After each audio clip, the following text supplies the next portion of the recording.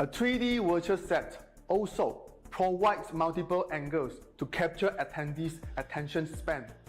You can easily switch between different angles to highlight the speakers, products, or interactive elements. A 3D virtual set can create a dynamic and engaging experience for your audience. This can help to keep audience engaged and motivated throughout the event, leading to better outcomes and results. In today's competitive business landscape, a 3D virtual set can be the key to standing out and creating a truly memorable and engaging virtual event. So why not consider using a 3D virtual set for your next virtual event?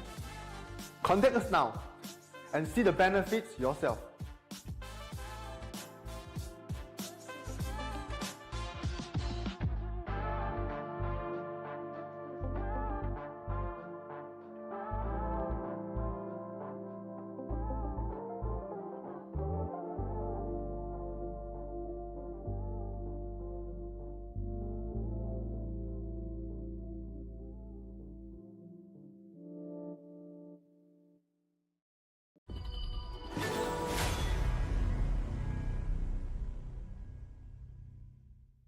Hi everyone, I'm Jan, lead for global esports products at IAG Global, and I'm here today to share what we have in store for our fans and players around the world. It's going to be an exciting year for Honor of Kings and esports. The game will be launching in phases throughout the year around the globe. Building on our successful launch in Brazil, we'll be expanding and opening game pre-registrations in selected regions, including Eastern Europe, South Asia, the Middle East, and North Africa. At the core of our ecosystem, we'll be focusing on you, the player, and teams around the world. Our plan is to invest $15 million to build an international esports ecosystem. This system will include local and global tournaments specifically designed for our different regions, aiming to give more players and teams the opportunity to participate in our esports programs. We have established our Pro League in Brazil last year, and we will be looking into building more in the other regions following the game's launch plans. For regions without a dedicated product, we'll be hosting other professional tournaments, bringing teams together to compete against each other, to earn a spot for the new global competitions we are introducing.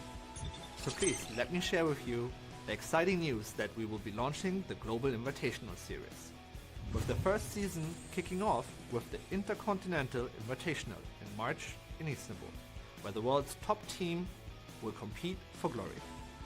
This will be followed by the second season of the Intercontinental Invitational, where we will share more details soon. Come midsummer, we will host the Mid-Season Invitational with $1 million prize pool, and where the new KPL Dream Team will compete for the first time against the rest of the world for the year's first honor. At the end of the year, the pinnacle of esports, the Honor of Kings Championship Invitational, will determine the strongest team in the world. Wow, it's a lot to take in, and I'm excited to be part of creating this journey for all of our fans and players around the world. 2024 to Global Honor.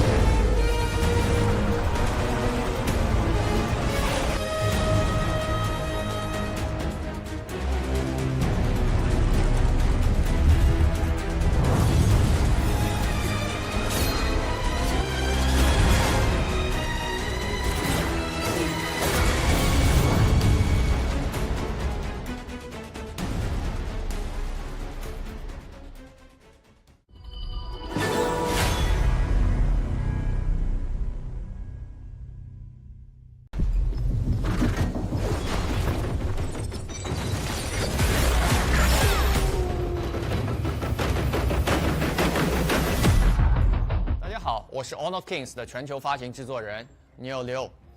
今天我有一个激动人心的消息要分享。随着近期的发布 ，Honor Kings 现已向土耳其、中东、北非、东欧、中亚和南亚的玩家开放。这意味着全世界更多的 MOBA 爱好者现在可以享受 Honor Kings 带来的迷人手游 MOBA 体验。自2015年推出以来 ，Honor Kings 不仅是最早的手机 MOBA 之一，还有全球最大的玩家基数。随着我们将 Honor Kings 扩展到全球更多的区域，我们致力于不断提升所有玩家的手机 MOBA 体验。在这次发布中，我们将建立区域本地的服务器。以确保玩家享受流畅稳定的高质量游戏表现。除了本地化的语言版本之外，我们还将逐步引入本地化的英雄、皮肤、配音等。我们非常重视玩家体验，所以努力创造一个公平公正的竞技游戏环境。此外，我们将投资$1500万来建设 Honor Kings 的本地和全球电竞生态系统。在不久的将来 ，Honor Kings 将逐步在全球其他区域上线。我们将在第一时间与全球玩家分享这一扩展的最新信息，以及更多关于游戏的信息。I look forward to meeting you in Honor Kings. Hello everyone, I'm Dean, the lead designer of Honor Kings. Today I'm excited to introduce Honor Kings to all of you. Since its birth in 2015, Honor King has gone through more than 40 version updates. With more than 1,000 team members participating in its development, it has also gathered feedback from millions of players across tens of millions of matches, making it the most played competitive mobile game in the world. In order to let more players experience the joy of mobile MOBAs, we adhere to the following design principles in Honor Kings. Firstly, to ensure that all players can enjoy the game, we have kept the size of initial download to a minimum, which still maintaining leading graphic and frame rate levels, allowing players with both budget and high-end devices to enjoy the game smoothly. Secondly, we provide free access to all heroes and their accompanying skins, as well as free trials of all heroes during the launch months. This ensures that both new players and experienced mobile MOBA users can quickly get started. Finally, in addition to original heroes and skins, we will also introduce both globally popular IP characters from global partnerships, as well as regionally exclusive heroes and skins. We hope that Honor Kings can bring a more enjoyable gaming experience to players, and we look forward to receiving your feedback. Let's start your Honor Kings journey. See you in the game.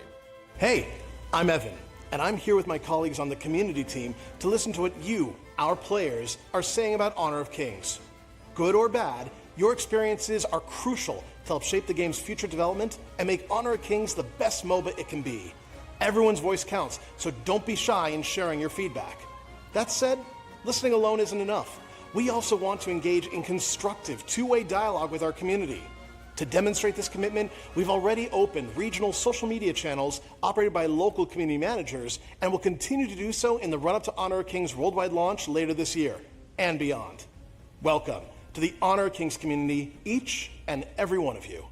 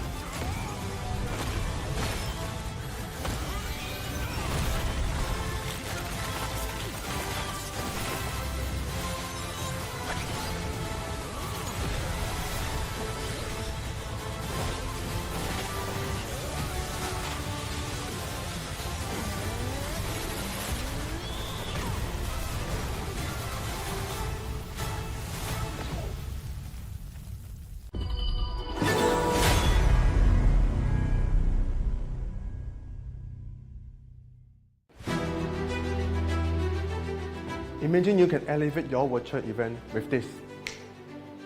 What about this? and this. Hi, I'm Frigo from Easy OnAir, your virtual live savior. In Easy OnAir, we aim to help 1,000 MNC to maximize the live streaming experience, deliver high quality content, and unforgettable digital events to their audience. Have you ever had chaotic moments during your virtual event due to technical issues like slow internet connections, low audio and video quality, and you end up with bad reputation and cannot hit your sales target? What can you do with Easy OnAir to avoid the problems I mentioned? Number one, you can have 100% customizable solutions for delivering exceptional live streaming experience. Number two, provide flawless virtual event flow. And number three, create interactive virtual sections and have fun with your audience. You can leave your contact details here and our live streaming specialist will be in touch with you. So, are you ready?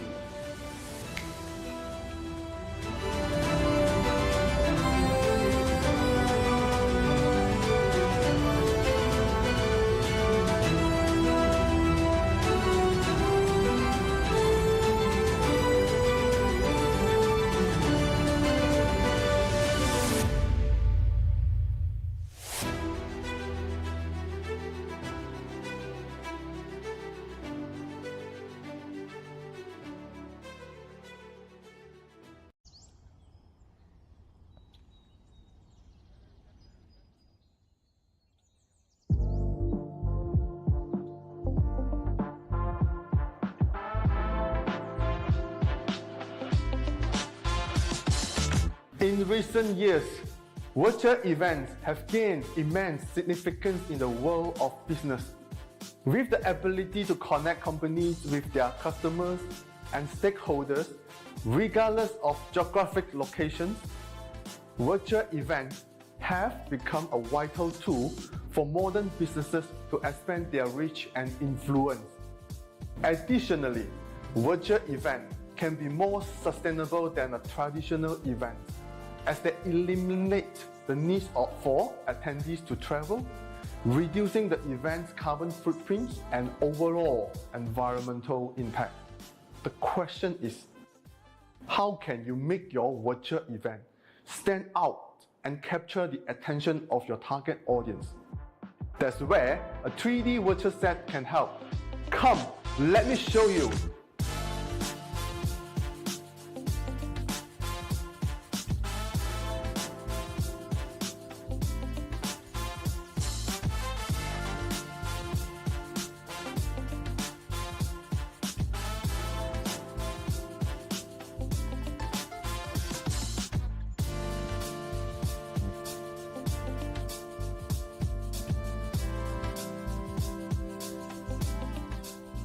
A 3D virtual set can help you create stunning environment that will capture your audience attention and leave a lasting impression. After all, the key to successful event is ensuring that your audience engage with your message and achieve the desired objective. 3D virtual set can reduce costs while still creating an immersive and engaging experience for your audience.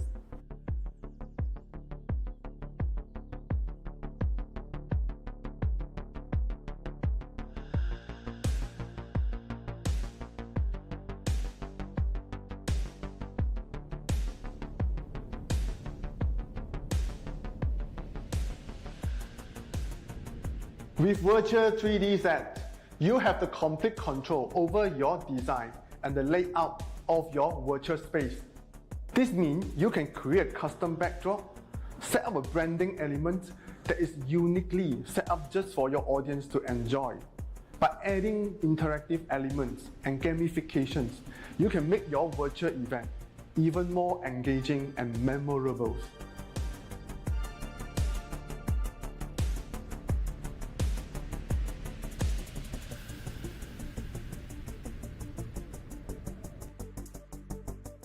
A 3D virtual set also provides multiple angles to capture attendees' attention span. You can easily switch between different angles to highlight the speakers, products, or interactive elements. A 3D virtual set can create a dynamic and engaging experience for your audience. This can help to keep audience engaged and motivated throughout the event, leading to better outcomes and results. In today's competitive business landscape, a 3D virtual set can be the key to standing out and creating a truly memorable and engaging virtual event. So why not consider using a 3D virtual set for your next virtual event? Contact us now and see the benefits yourself.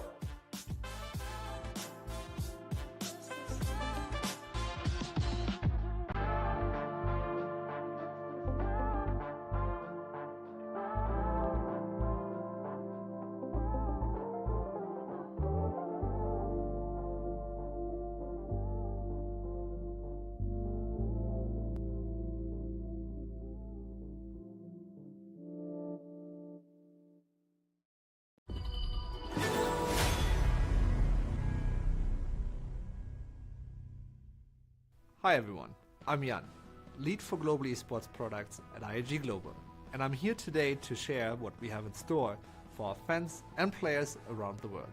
It's going to be an exciting year for Honor of Kings and esports. The game will be launching in phases throughout the year around the globe. Building on our successful launch in Brazil, we'll be expanding and opening game pre-registrations in selected regions, including Eastern Europe, South Asia, the Middle East, and North Africa. At the core of our ecosystem, we'll be focusing on you, the player, and teams around the world. Our plan is to invest $15 million to build an international esports ecosystem. This system will include local and global tournaments specifically designed for our different regions, aiming to give more players and teams the opportunity to participate in our esports programs. We have established our Pro League in Brazil last year, and we will be looking into building more in the other regions following the game's launch plans. For regions without a dedicated product, we'll be hosting other professional tournaments, bringing teams together to compete against each other, to earn a spot for the new global competitions we are introducing. So please let me share with you the exciting news that we will be launching the Global Invitational Series, with the first season kicking off with the Intercontinental Invitational in March in Istanbul, where the world's top team will compete for glory. This will be followed by the second season of the Intercontinental Invitational, where we will share more details soon. Come midsummer, we will host the Mid-Season Invitational with $1 million prize pool, and where the new KPL Dream Team will compete for the first time against the rest of the world for the year's first honor. At the end of the year, the pinnacle of esports, the Honor of Kings Championship Invitational, will determine the strongest team in the world. Wow, it's a lot to take in, and I'm excited to be part of creating this journey for all of our fans and players around the world. 2024 to Global Honor.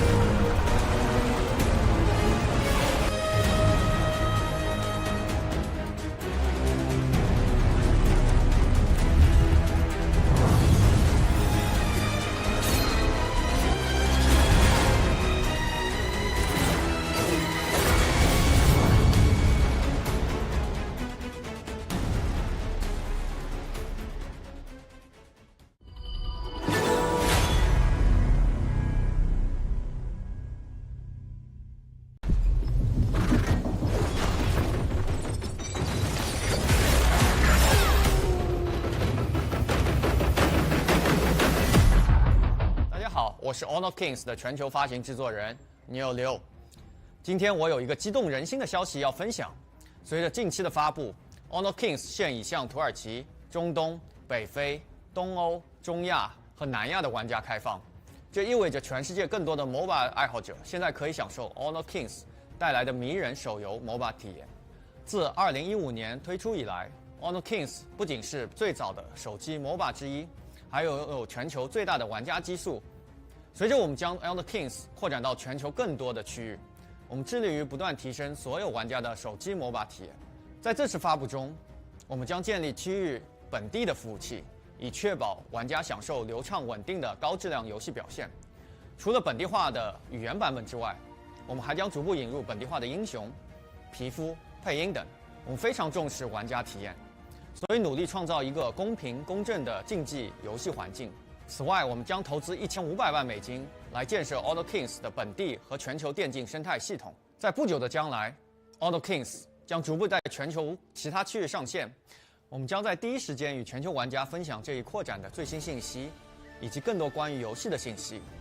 I look forward to meeting you in Honor Kings. Hello everyone, I'm Dean, the lead designer of Honor Kings. Today I'm excited to introduce Honor Kings to all of you. Since its birth in 2015, Honor King has gone through more than 40 version updates. With more than 1,000 team members participating in its development, it has also gathered feedback from millions of players across tens of millions of matches, making it the most played competitive mobile game in the world. In order to let more players experience the joy of mobile MOBAs, we adhere to the following design principles in Honor Kings.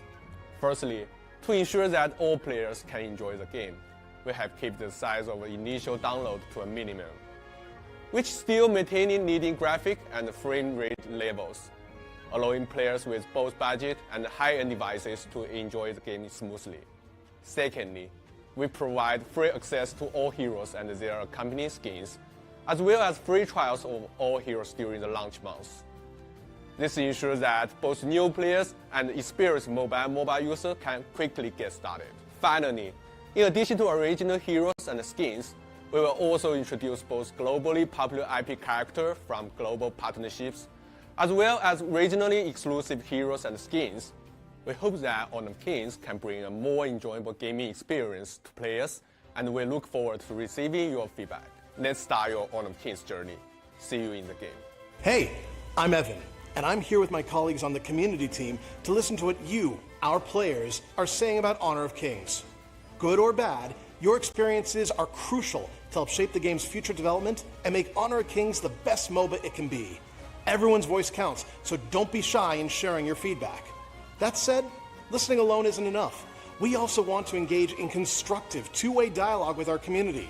To demonstrate this commitment, we've already opened regional social media channels operated by local community managers and will continue to do so in the run-up to Honor of Kings worldwide launch later this year and beyond.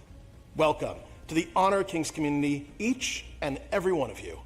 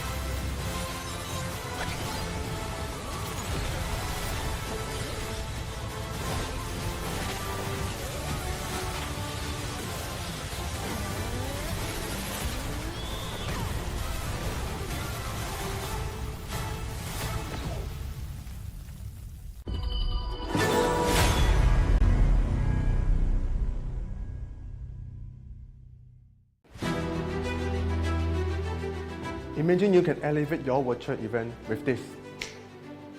What about this? and this. Hi, I'm Frigo from Easy On Air, your virtual life savior.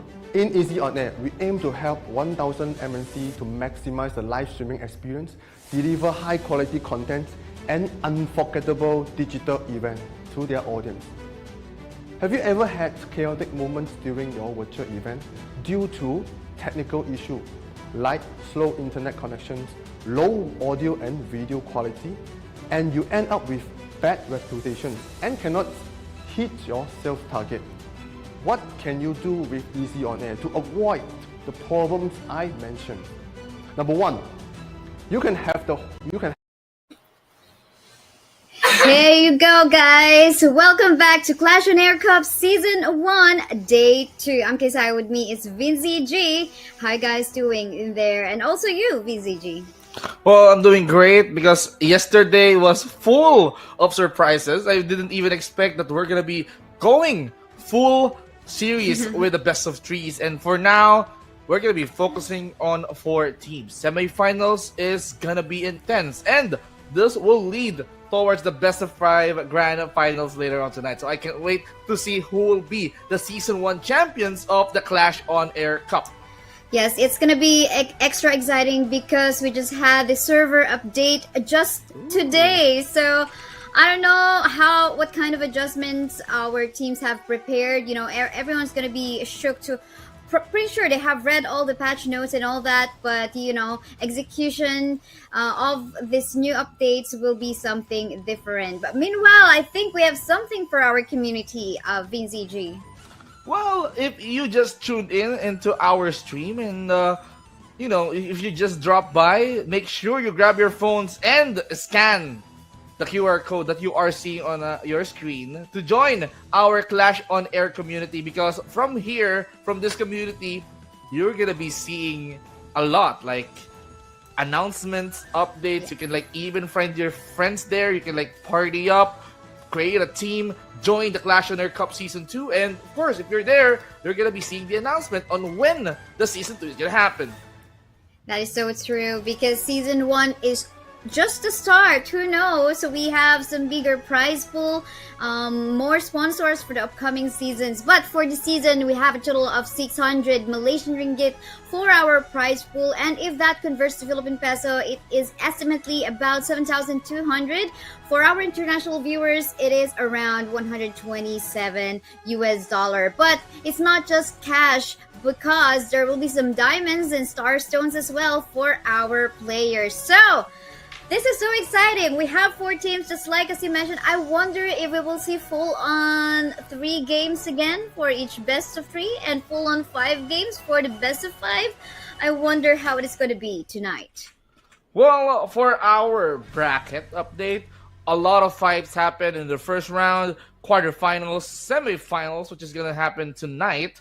Well, Extraction, they managed to win 2 series, and now they have to face XDG to determine who is gonna go towards the grand finals. And the other 2 semifinalists we have here is that HF and Acer HG are going to face each other. So this is gonna be an intense battle because all of them wins their series that they're in. So they're not gonna be showing any weaknesses as of now, because they cannot afford to lose. They made it this far already. They need to continue on towards the grand finals and become the Season 1 champions.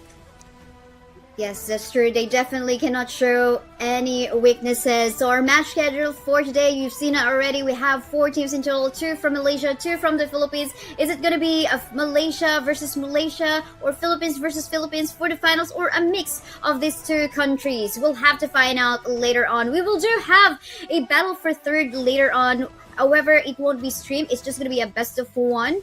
And yeah, we'll just have to find out who's it going to be that will make it out for the best of 5 grand finals tonight. It is tonight, and I'm sure everyone, since just came from the server update, I think it is time, you know, this tournament is actually a good way to showcase what it is in for the updates. I mean, I saw a lot of item updates, most especially on the anti-heal items, and some additional sustain for some itemization as well. And there are actually a lot of heroes have been updated as well, so I'm not even finished reading all of it, and at the same time trying it for myself. So I guess I'm gonna learn a thing or two from this tournament as well.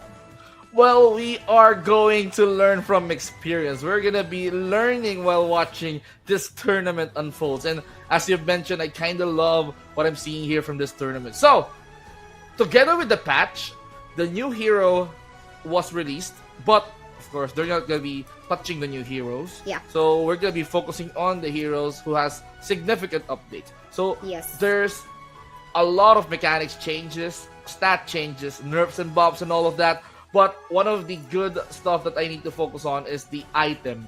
Especially once you've mentioned the anti-heals. I mean, the Imperial passive that some of the items have. So that means they have to work out on that, or probably they will build it just to at least cancel. And especially talking about the Ooh, look at the new update. I mean, they have the icons already. I mean, honestly, this is the first time I've seen the drafts. Seeing them having those avatars that they have right now makes the game more and more interesting. That's my personal opinion about this new update. But, focusing on the Imperial passive, I mean, the anti-heals, we've seen Arthur dominating yesterday. So Arthur is one of those health regen heroes that can tank or go into front lines. Let's see how can it affect the draft. Yes, that's so true.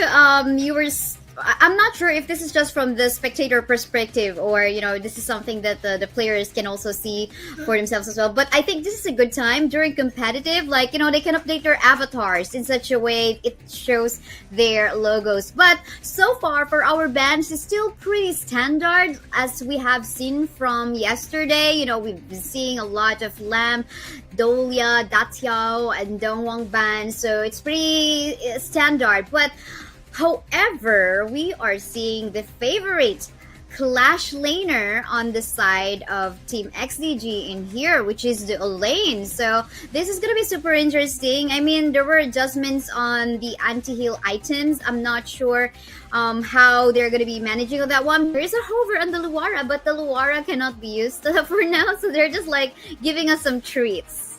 No Luara for this game, but they have to work out. They have to work around with the heroes that was affected by the update. So hopefully they can manage. And I think Elaine was one of those heroes that was affected, including Mayin, including Heino. But there's gonna be a lot to talk about. But it's not until we've seen how they perform here on this tournament, or is it a good thing or is it a bad thing? Is it going to be a nerf really or a buff? So this is what I want to see on how they execute their heroes and how will they work out on the draft. So for me, it's just pretty standard, just the usual. They have to carry on. You pick you want to sustain a lane, and you have Sun Bin actually to roam and support, give you additional move speed. So for XDG, I believe they're gonna be acing for Demon Lover. Yeah, I think actually in this batch I'm expecting more of the usage of more tanky heroes right now, most especially in the Clash as well as in the jungle, or maybe even in the roam, because of the items that have been buffed, wherein like that of the Scale Blade and the Dragon's Rage, even as well as the Energy Core, as well as the Blazing Cape, increased damage, not only it's giving some additional sustain, but it also gives damage. So I think this is a good patch, mostly for Clash laners. You're tanky enough, plus you have enough damage. So it's gonna be super exciting to see how Elaine might be showing off more of his skills, but I wonder who are they gonna be matching up against that Elaine. It could be the Dharma, which is still open. It could, Mayin have been picked here anyway. So yeah, this is gonna be a good show match on the Clash lane, as a lot of defense items have been updated in here from this patch. And now we're seeing another Liushan as they're roaming here. Yesterday we saw a really good Liushan play, who has just been focused on pushing the side lanes, not even joining the clashes most of the time. But I wonder if it's gonna be the same for team Team Extraction in here, how if they're gonna be showing the type of Lucian play just like what we've seen from yesterday.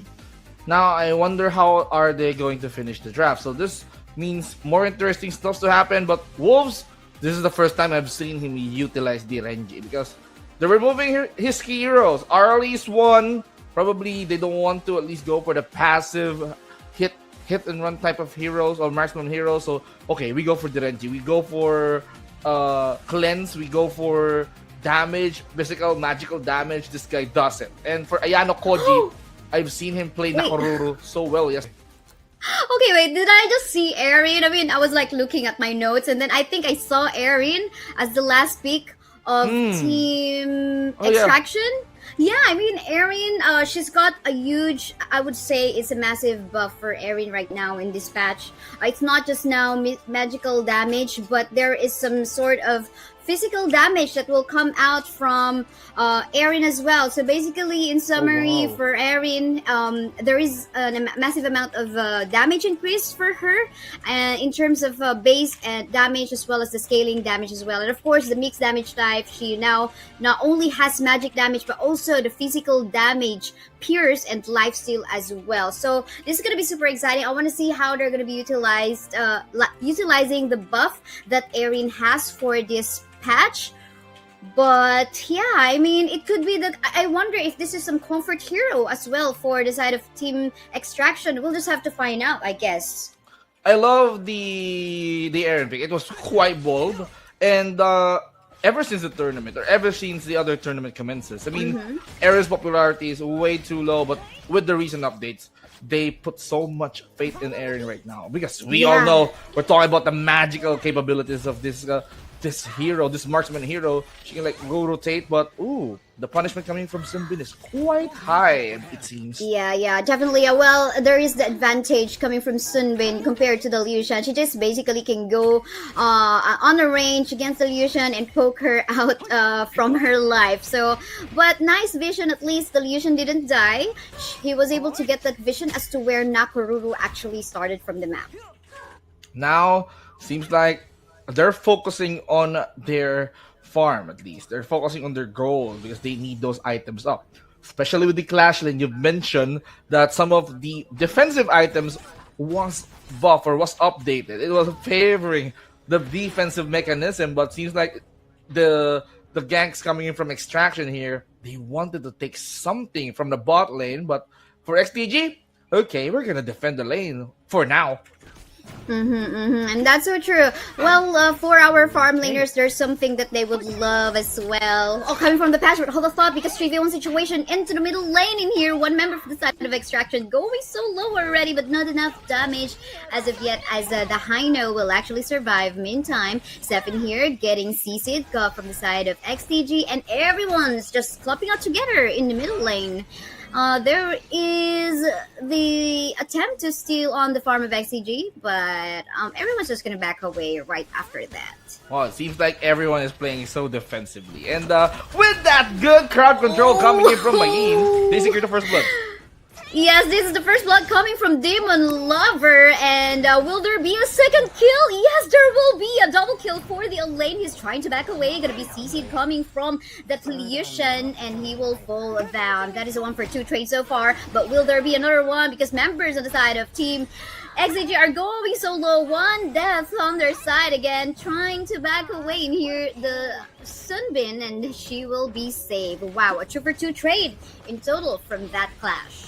Okay, I wasn't even expecting that. The mournful tempo coming in from a wall did connect. That forced XTG to connect towards the first blood. It gave Demon Lover the advantage. At the same time, he goes scaling, snowballing. He went for the double kill, but they went too deep towards the base of Extraction, and that gave them an opportunity to even up the game. That's so true, but I think Elaine has to be very careful in this one. Ooh, the kick will connect, but at least Elaine was actually able to dash away from that attempt. But yeah, everyone's trying to just go on it too. But meantime, bot side, the Renji will be able to just cleanse from that CZ. Gonna be utilizing the Tealing Dew because he is, it's a 2v1, so he better be on a safe spot. having the legal immunity for the Renji. Someone helps him, but we all know that Sep or Liu Shan specifically, he has that crowd controls, overcharge or robo smash. Yes, you might cleanse one, but there is still a follow up. So Wolves needs to be careful on that. He can cleanse one, but who knows when the follow up is going to come true. But it seems like XDG wants to go for an invade. They're gonna go commit onto this team fight, it seems, because the objective Tyrant is already up.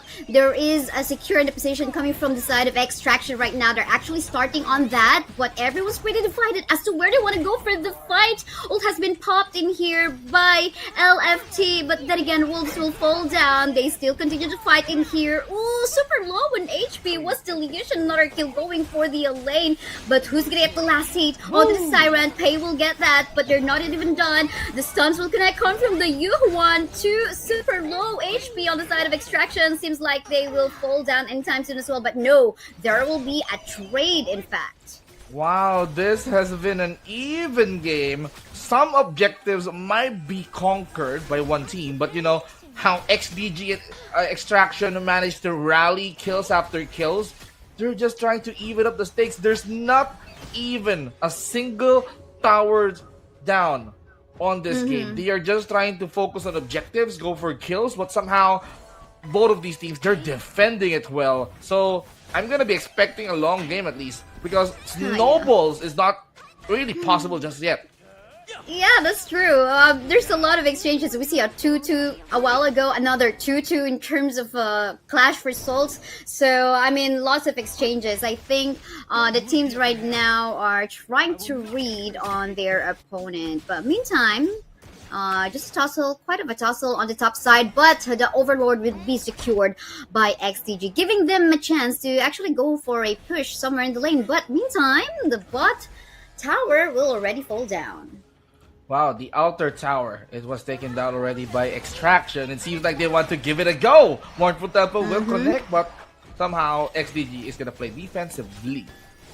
Yes, Extraction did also back away on that part of the map. But meantime, Seth is soaking in a lot of damage in here. I mean, it really hurts. He needs more itemization for himself to last on clashes in Team Vice. Mayin in here, his kick will connect, but to no afford, our Yuhuan will actually survive that one. So yeah, no snowballs at this 6-minute game time. No snowballs, and the gold is just even close. And yeah, we've seen Tammy too trying to engage or probably initiate some fight, go for Owol, the mid laner, but still it's a U1. It has the unending sorrow. That means he's immune, he can heal up, but wait a minute, fights are happening at mid. Oh, look at that, super low in HP was the Liushan. They're still trying to get LFT, will be able to survive and be able to make use of his skill. He did not use it, he knows he will be able to last longer, but then again, that is a kill secure in favor of XCG. Okay, I love what I'm seeing here right now. Still, XDG managed to find their kill, but they didn't even knew that Tammy is just hiding in that brush. Cancels the teleportation. Oh my goodness! Uh-oh. Ult has been popped in here, resetting everything. A backup is incoming. The Aryan popped his ult already as well. And look at that! Aryan will fall down on the hands of Taeyuan. Another kill, Haino will fall down as well. Wow. Seems like this is the snowball that we are looking for. It is in favor of XDG. XDG did manage to find something out of the 6 to 7 minute mark, and now all that they need to do is to take down towers, take down the outer tower, because Extraction, they managed to get ahead. But wait a minute, is there enough damage back up? But no, apparently I don't think that was the right time for Seth to actually go into an engage, because all he has as a backup was the Pei, and there was no source of range damage. I mean, yes, there is some range damage coming from Pei, but that's not enough. But meantime, on the top side, Tammy is in here, super low on HP right now to be able to survive on the tower. Oh, actually he will fall. Actually, he will fall down. It's actually he got a kill onto Demon Slayer. I got confused on that one. But yeah, he stick on the turret, under the tower, and apparently Demon Lover took some damage from the tower from that fight. That's gotta hurt for Demon Lover. I mean, even with that at Sunset, I mean, too many heroes are just looking after you, because that is overextended already.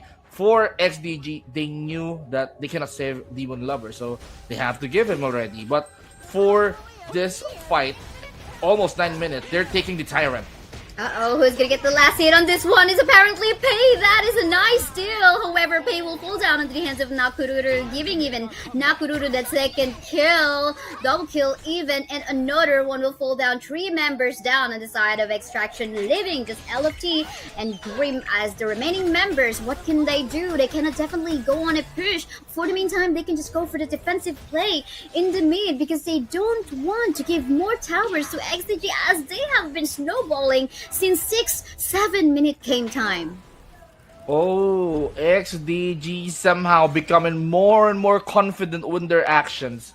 Including Demon Lover going way too deep towards that top tower. But still, XDG, it shows. They are 6 kills ahead compared to Extraction. Extraction right now, they were forced to play defensively. And for them, all they have to do is to play defensively up until Godka and Grim manage to farm up. They just need to let their key heroes farm, and 2D KC, all they need is time.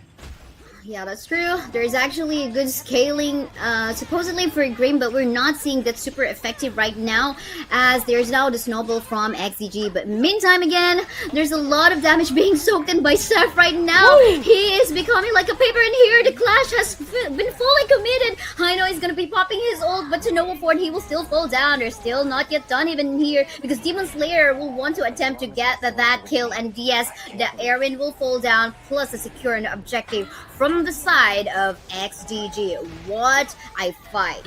This is what I love about U1. Owal, he managed to play the U1 mid so well, and now they're not stopping because they know that they have a sustain.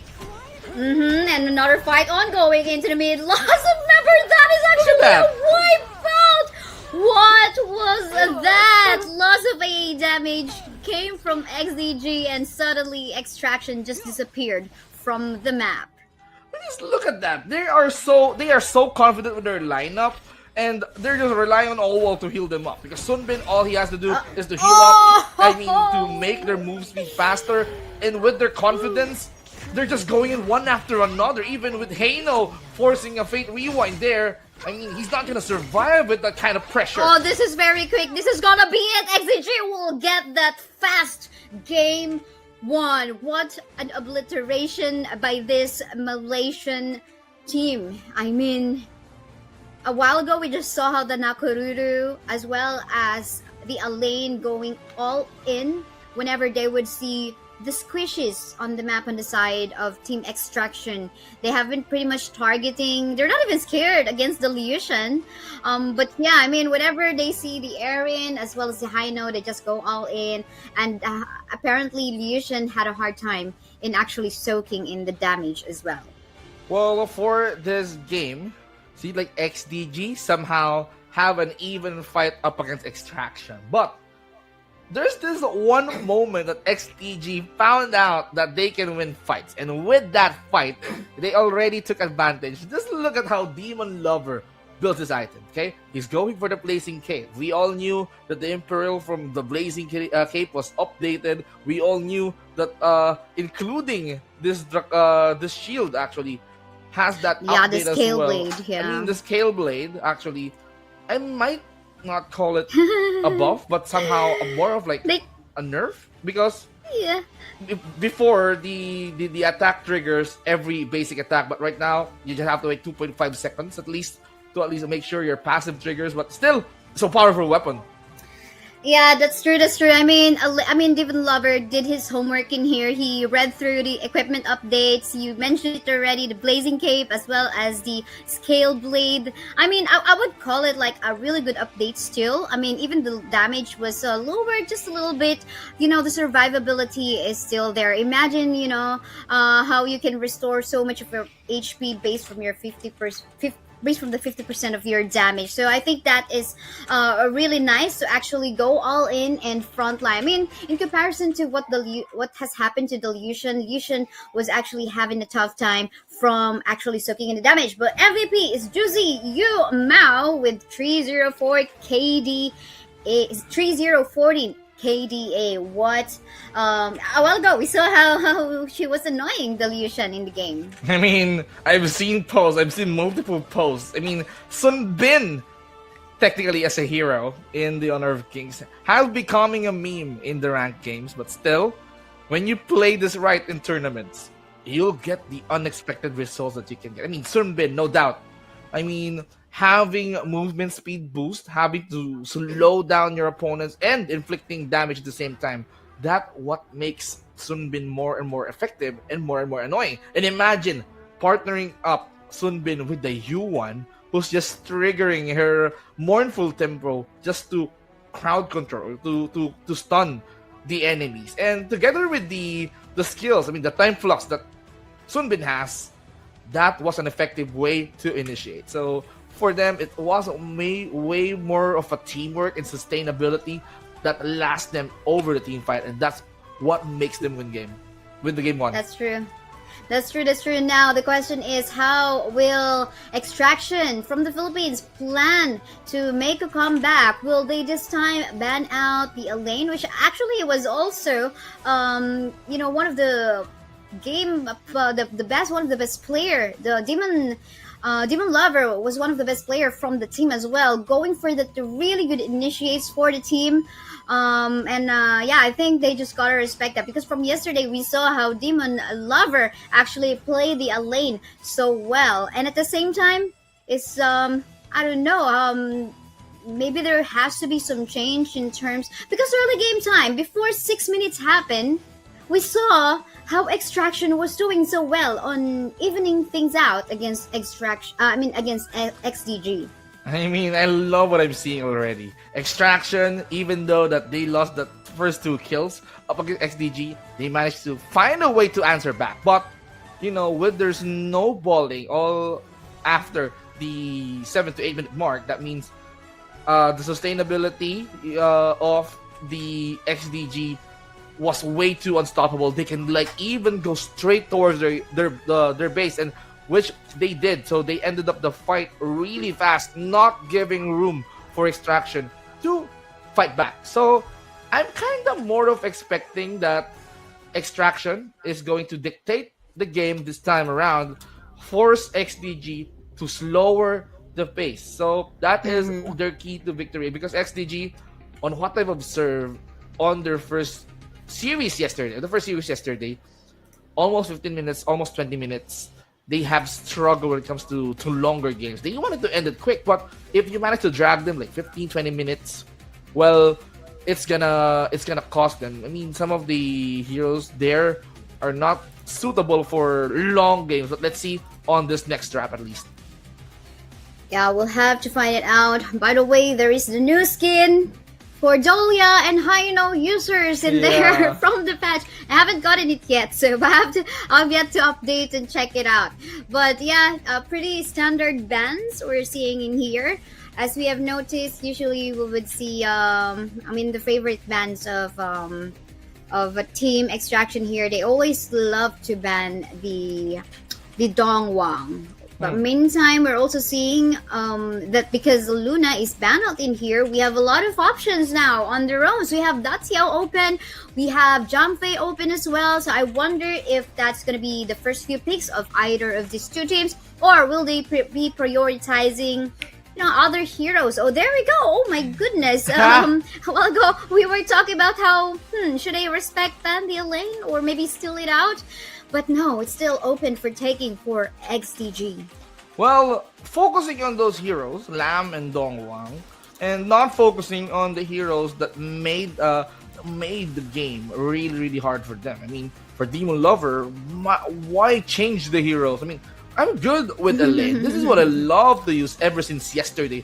And right now, they're giving me the opportunity. Okay, but this time around, no Sun Bin. They don't want Sun Bin because they've seen a potential dash out, and they're gonna be stealing that one. And for Wolves, okay, Arlie's open, might as well utilize that. Yeah, I mean, sure, why not? There's no change for the Arlie, but then again, one item that could affect the early stage of our marksman heroes or the farm laners is the Axe of Torment, wherein, there is in the early stages of the game, there is an increased pierce, so it's even better, especially if you want to take the lead on the early stages. But then again, there is a nerf for skill-dependent heroes due to this cooldown reduction for this item. So if the farm laner is heavily reliant on skills, actually Arlie is one, so it's not a full on buff, or there's just a slight nerf for this item for them. But if it's that kind of hero like that of, let's say, the Hoyi, this Axe of Torment will definitely be perfect. But for the meantime, we see a Randy ban, Lady Soon ban as well, so I wonder what's going to be the farm laner for the side of Extraction in here.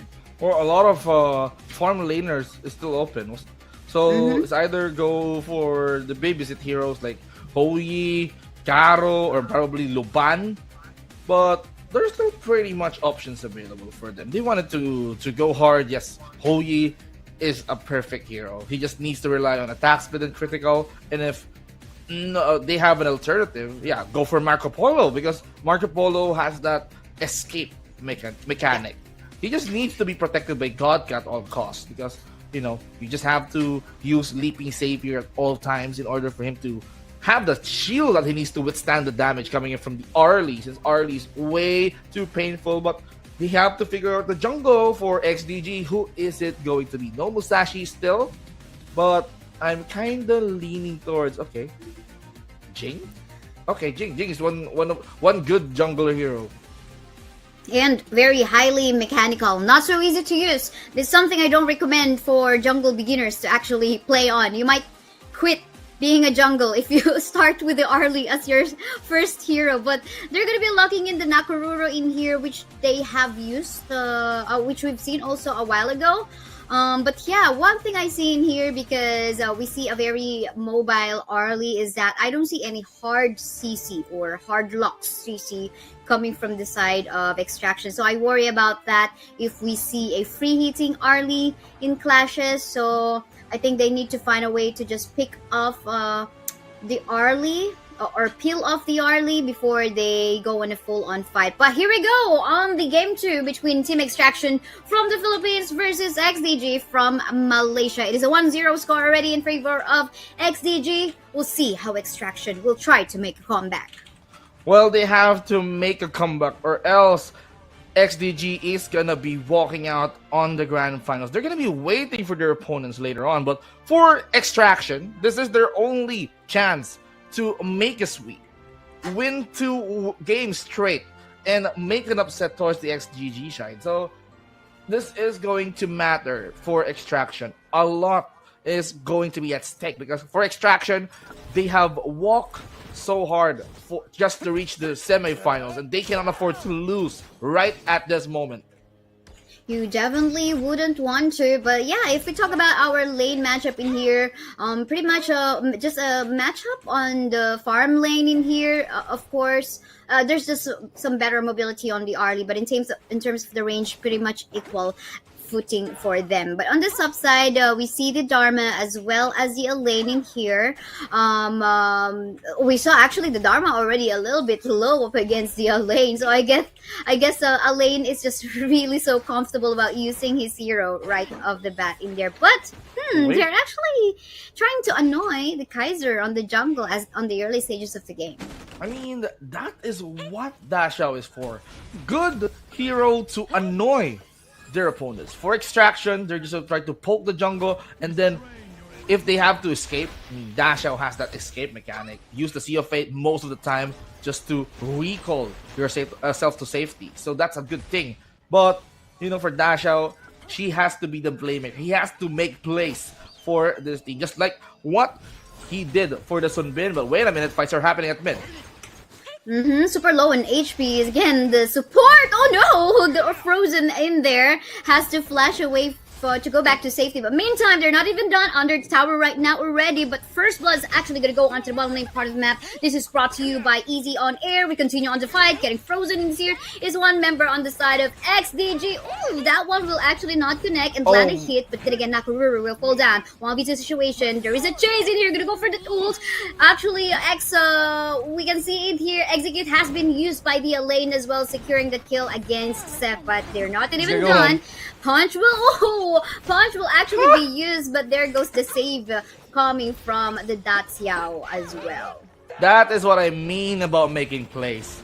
Send home your teammates and then make sure that some of your teammates respond to fight. Sea of Fate, Eye of the Whirlpool, combination-wise, it was well executed. They forced Extraction to at least hold on to their base. And even Elaine, Demon Lover, he was very confident into diving deep because he knew that he got covered by Dashao. So it's fine. I mean, I can dive at whatever I want. That's so true. We've seen how Demon Lovers plays the lane, but one thing we'll notice in here is that XAG actually keeps on getting that vision and peek onto jungle camps of Extraction. Like the camps from the sides near bushes, they try to steal of that little by little. But meantime, there goes the poke. They have been poking. I mean, since game 1, the support of Extraction has been, getting super low HP coming from the nice pokes coming from XDG. Ayan na po. Alright, here we go. 1v3 situation, making a 2v3. Trying to save nice ult in here by the Zhangfei to actually save off the life of his teammate. I even thought that you're saying that in Filipino. He's charging in literally, but wait a minute. They're targeting the annoying ones. Juicy Yuma is not gonna survive that. Apparently, yeah, Dacia will fold down. That was a 3v1 situation, but there's a good wave of push onto the top side by the lane, forcing Tommy Drew to back away, but at the same time, Extraction is in good position to actually secure the run. Actually, there's just gonna be an exchange as Team XDG was also busy with the Overlord. Wow, it's all about getting busy for this game. Almost 5 minutes up. And now the pressure still continues towards the side of XDG. But the scores are even. Kills are just equal up against each other. XDG somehow, they lead cold for a little bit. But we can see now the XDD providing so much annoyance, even for Dammy Do. Yeah, that's true. I mean, really nice knockback on the wall in here. He is so mad, showing off the presence and his power on making use of that Dharma. But for the meantime, ult has been powered by the lane. Gonna go back away a little bit because 3 members come from the side of Extraction. He's in here to defend the tower up top. That was a bold and confident move. Juicy Yumao, somehow with his predictable play, you know that the Dashao somehow uses that recall or teleportation to at least send the heroes home. But with the Truth Manta knocking them back, that prevented XDG to escape, specifically Juicy Yuma, and they got the kill. That's really good for them. That is so true. But meantime, we did see Mark Polo actually dying onto the hands of wolves on the bottom lane part of the map. Members on the side of Extraction are here to defend that. But we have in here the main dragon. But up top, no, in the middle lane, the Kaiser will fall down. Apparently, we did not see that. But it was a 2v1 situation. I could guess that maybe he got frozen by the Lazy Gen. And, getting finished and getting more damage from the Nakoruru and the Lazy Gen as well. Now, we can see that all lanes, or probably top and bottom lanes here, being pressured by XDG.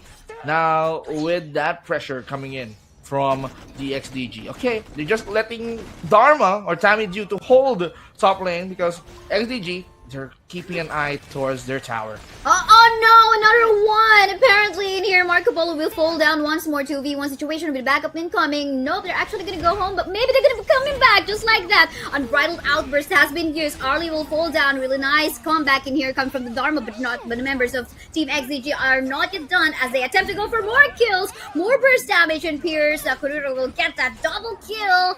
And there you go, 4 members from the side of Extraction has fallen down. Wow, what a play coming from the side of XDG. I mean, 3 for 1 it's a really, really good trade for XDG. We don't mind to lose Dasha. We don't mind to lose Juicy Yumao as often of time. But if we're getting objectives, if we're getting kills, then that's a really worthy trade. And for Dasha, okay, he cannot be that Sun Bin earlier. He's now touchable, and right now they're targeting him a lot. But meantime, members of Extraction in here are so low on HP right now. They have to back away a little bit, but they're gonna be eaten alive by the Arlie. Again, the jumping, but hold the thought because another member in here, Kaiser, will fall down again. And there you go.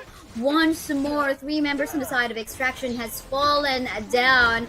Will Tammy to be able to go for that play? He did go for the truth mantra, but his life is super low. Marco Polo can do anything but just go on to a cross map play by trying to go for a tower objective.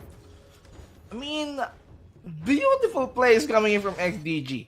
They knew when to attack. They knew where to attack. They knew what to get next. And for XDG, after they took down the inner tower, wait a minute. I think he's gonna die. Yes, he will, getting frozen by the Lady Jen in here, and killing spree coming from Nakoruru. Oh, there he goes. Seva's fallen down. We're not even done in here because they're gonna keep killing more members on the side of Extraction. He's trying to sustain, but I guess that's not a good idea to even chase for a kill because you are all alone, and LFT was actually quite far away. Now I wonder how LFT will actually try to defend the crystal of Extraction right now. He's trying to do it, but no! Look at the burst damage coming from the Nakoruru, and I guess this is gonna be it because XDG actually has the minion waves in here, or they are going to be respecting instead Extraction from the members who have come back alive. Well, they need to respect that. No time for them to be greedy because with this advantage that they have already, there's no way that they can mess this up. For Extraction, that is the moment that we're waiting for. They are waiting for XDG to mess up, go one by one. We can pick them up slowly but surely, get the targets that we needed. We eliminate Dasha first because she was the playmaker, and just like that, I mean, I love the composition from Extraction. It scatters the heroes coming in from them, but wait a minute. Yes, Unbridled Outburst has been used in here, but the rest of members of Extraction are actually scattered on the map. They didn't have a good formation to actually go all in onto the fight. Now Seth is all alone, getting chased in here. Will he be slowed? Slow will not connect it here, but the silence will do. Demon Slayer is actually wanting to get him, but he is in the base, so he doesn't want to die in the base, but in the process, he will still. And there you go. Really quick game, clean game by XDG, ending the game on a 2-0 score and moving to the grand finals. Wow, that was so quick. I mean, XDG, they won this game, but of course, I wanted to give a huge props to the efforts by Extraction. They've shown determination, and even with the drafts, I can even see what they're trying to do. When they opened the dash out, and it was on the XDG side, well, Damiju picking the Dharma was a check already, and having the Zhangfei on the same team is a really, really good thing, just to at least reposition the entire team of XDG. But, of course, with this kind of gameplay that XDG has, they knew that they need to play fast. And with that fast, I mean, it was done. Like 10 minutes. So XDG, they played by the clock. And for Extraction, that clock is way too ticking, and they did not have an opportunity to prolong this game and defend as hard as they can, giving Extraction or giving XDG that win. So overall, XDG, congratulations. But for Extraction, no need to worry. I mean, they made it this far. That means they already proven that they're one of the teams that they need to watch out. That's true. And our MVP from that game is going to be a wall on a score of 3-0 11. He didn't need to have a lot of kills because she was more on the utility, going for the bush plays, going for the bush gangs, getting giving those frosts against the opponent. We've seen that a couple of times, killing Kaiser, killing even the frontliners like that of the Zhang Fei on the side of Team Extraction PH. So definitely she deserves the MVP that she needs from that she had from that game. But yeah, overall, really great teamwork. While I go on the itemization, I can't help but focus how Demon Lover on the lane would again keep on utilizing the adjusted items. The Scale Blade, he didn't have to even complete that into a Dragon's Rage, as well as the Blazing Cape, wherein you already have the sustainability, but at the same time you get some damage as well. And I noticed as well the utilization of the Nakoruru on the Axe of Torment item. We saw how whenever she would just like fly onto a particular target, squishy target, because of the increased, again, there is a buff in the pierce capability of the Axe of Torment item. So I guess that is why the Nakoruru hurts so much against the squishy heroes that we had from that game. So I guess XDG did a really good job from reading the homework coming from that patch. So I guess we're learning as to how we can utilize all these items that has been updated from the patch. Well, I hope that their opponents are learning from what they've seen on how XDG play out this first semifinals. But we are now going to see the next semifinals after this break. Because, having this opportunity to at least see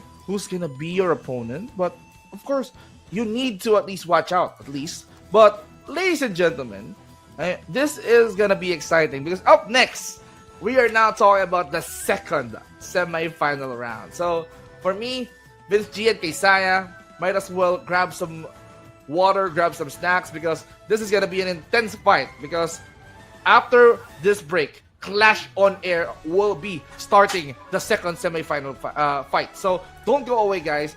We will be right back.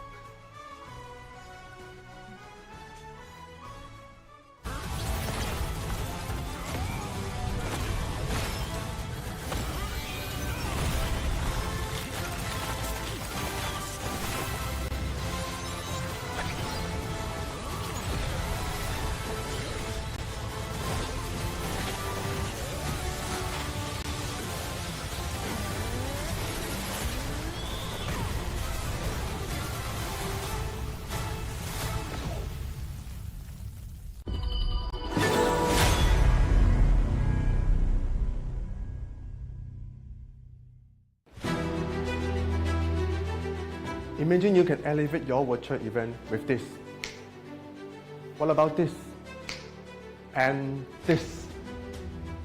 Hi, I'm Frigo from Easy On Air, your virtual live savior. In Easy On Air, we aim to help 1,000 MNC to maximize the live streaming experience, deliver high quality content, and unforgettable digital event to their audience. Have you ever had chaotic moments during your virtual event due to technical issues like slow internet connections, low audio and video quality, and you end up with bad reputations and cannot hit your sales target? What can you do with Easy On Air to avoid the problems I mentioned? Number one, you can have 100% customizable solutions for delivering exceptional live streaming experience. Number two, provide flawless virtual event flow. And number three, create interactive virtual sections and have fun with your audience. You can leave your contact details here and our live streaming specialist will be in touch with you. So, are you ready?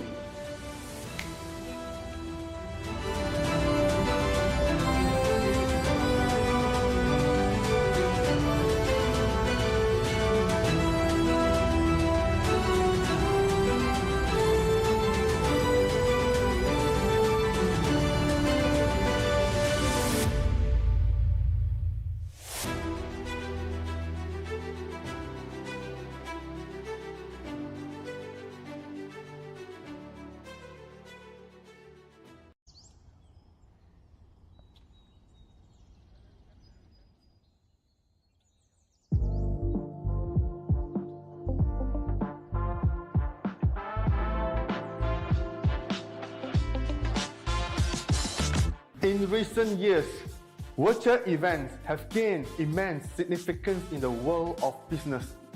With the ability to connect companies with their customers and stakeholders, regardless of geographic locations, virtual events have become a vital tool for modern businesses to expand their reach and influence. Additionally, virtual events can be more sustainable than a traditional event, as they eliminate the need for attendees to travel, reducing the event's carbon footprints and overall environmental impact. The question is, how can you make your virtual event stand out and capture the attention of your target audience? That's where a 3D virtual set can help. Come, let me show you.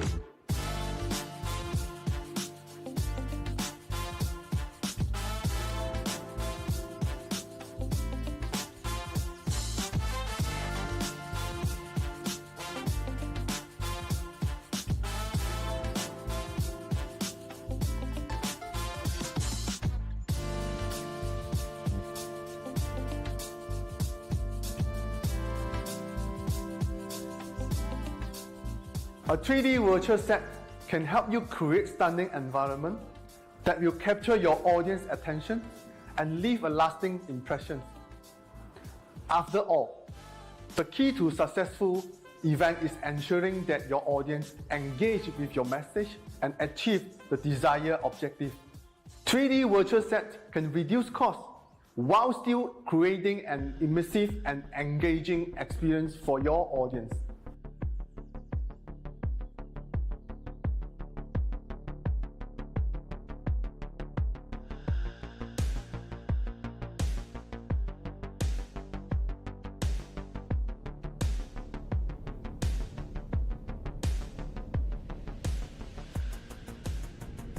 With virtual 3D set, you have the complete control over your design and the layout of your virtual space. This means you can create custom backdrop, set up a branding element that is uniquely set up just for your audience to enjoy. By adding interactive elements and gamifications, you can make your virtual event even more engaging and memorable.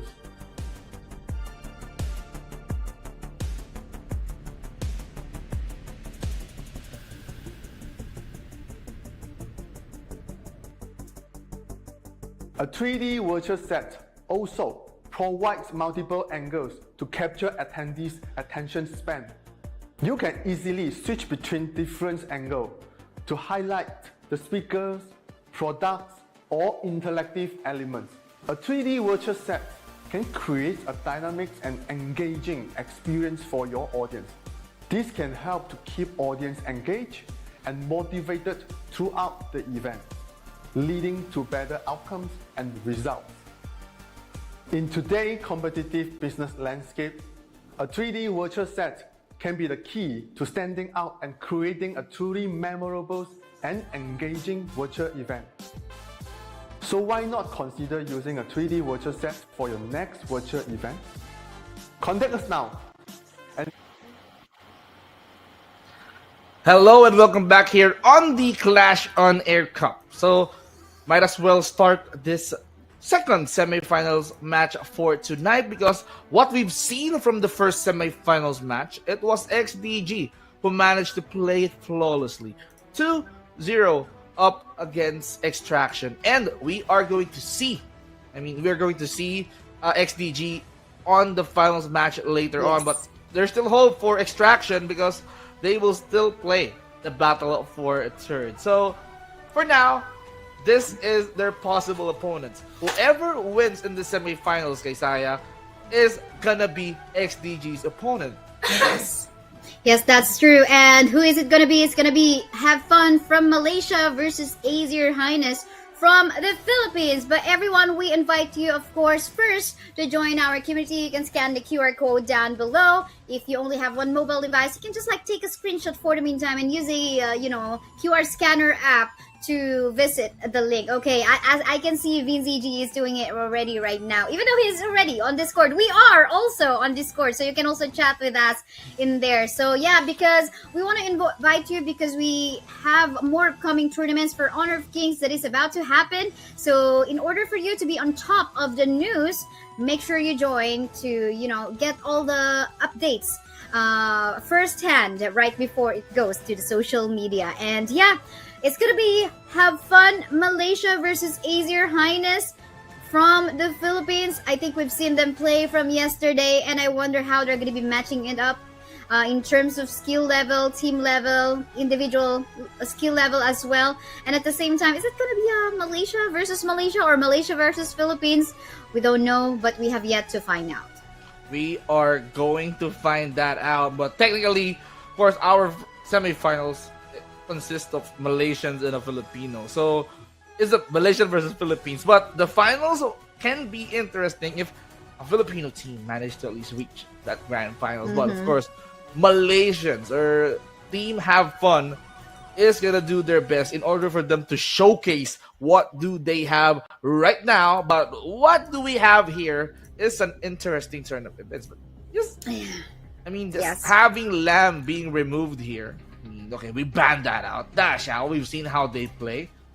We just have to at least take them out. So for them, still have room for one more ban, and they give it for Dahlia. Yeah, I mean, even with the patch update, still the standard bans that we have. We just have to. I'm interested to take a look at what's going to be the pick in here for the Clash laners because since yesterday, our teams here in the Clash OnAir Cup has been primarily focused on MVPs coming from the Clash laners. So I wonder if it's going to be some highlight plays again from that aspect, but. For the meantime, we were just talking about it, and there is already the hover on the lane. But yeah, Princess Frost is always also one of the prio picks in the mid lane because of the space she can create, the ganks she can create, of course, if she is not heavily punished in the early stages of the game.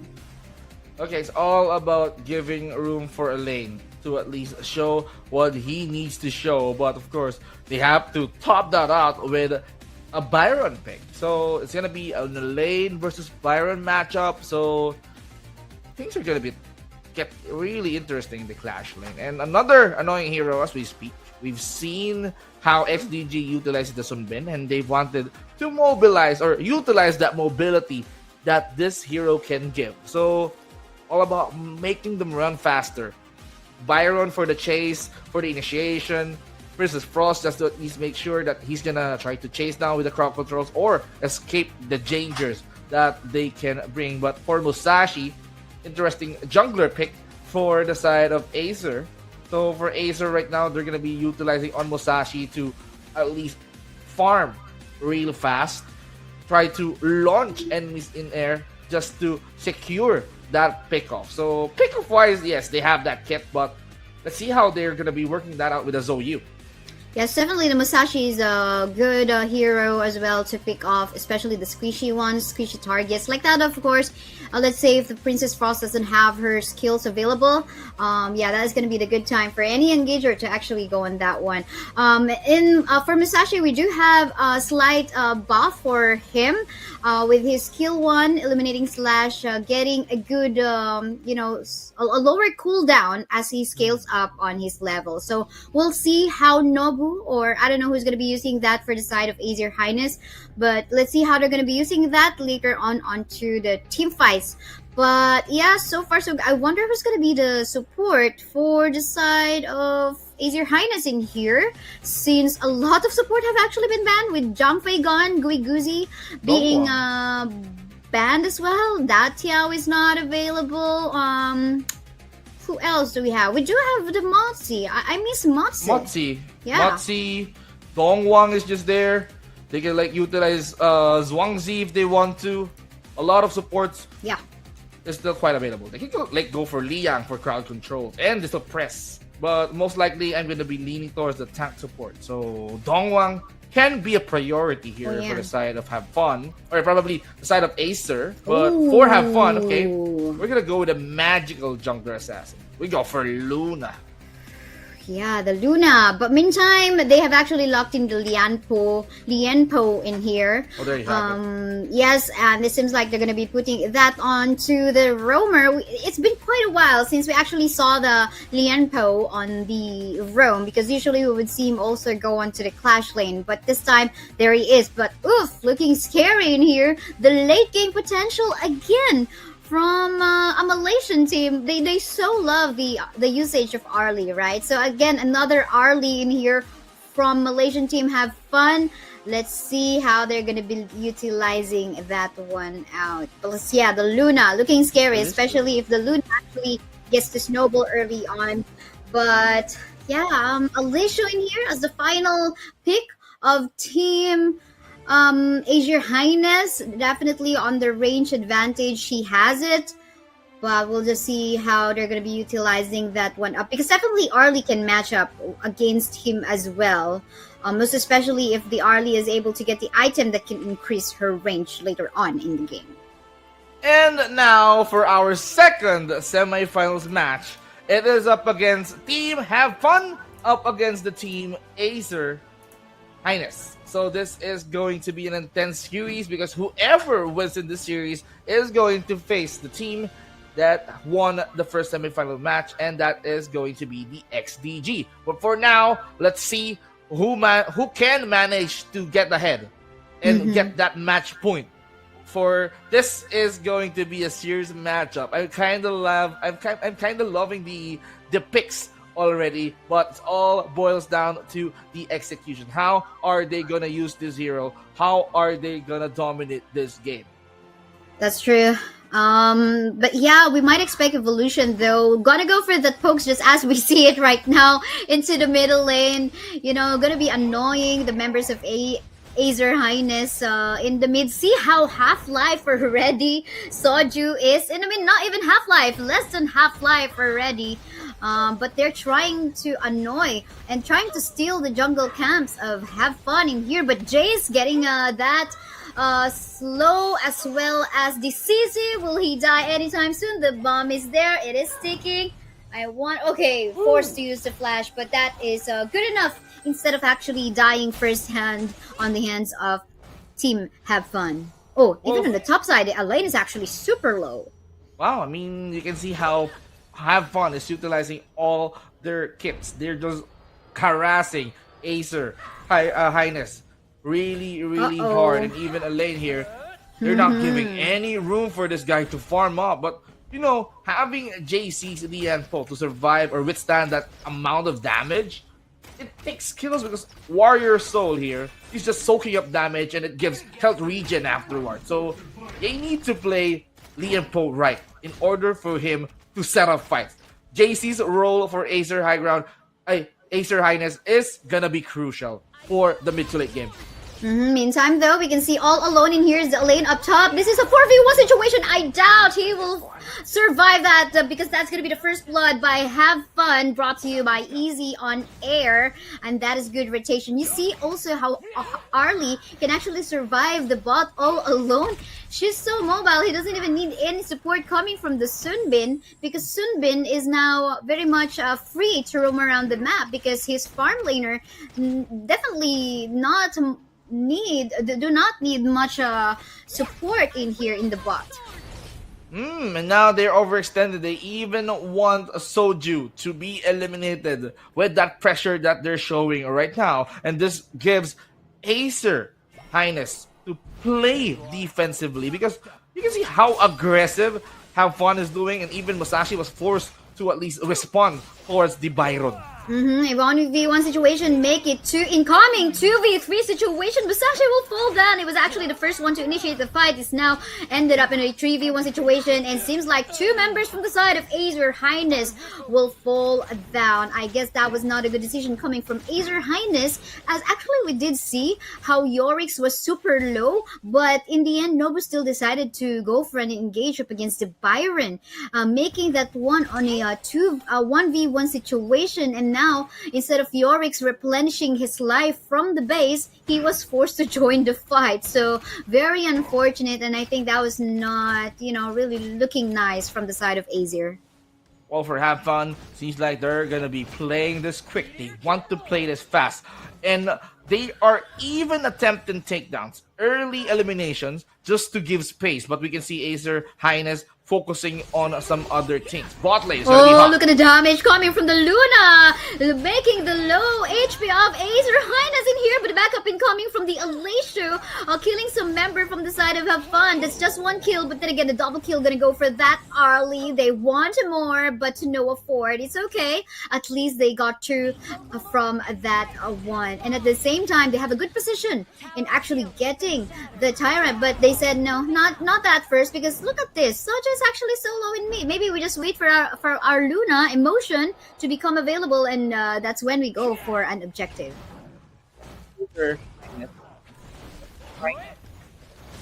Have Fun really determined to go deep just to secure that elimination. And this gives room for the junglers to commit towards the jungle, and now we can see who's the fastest Mike in the house. Actually, no, that is actually still coming from the Musashi. And I don't know what happened in that one because Emotion actually went out of the pit. But meantime, one member from the side of Acer Highness will fall down. The Lianpo died, and there you go. So that is an exchange, but then again, that is a nice objective tape. Actually, a steal coming from Nobu. Yeah, I think that was like a mistake from Emotion in there.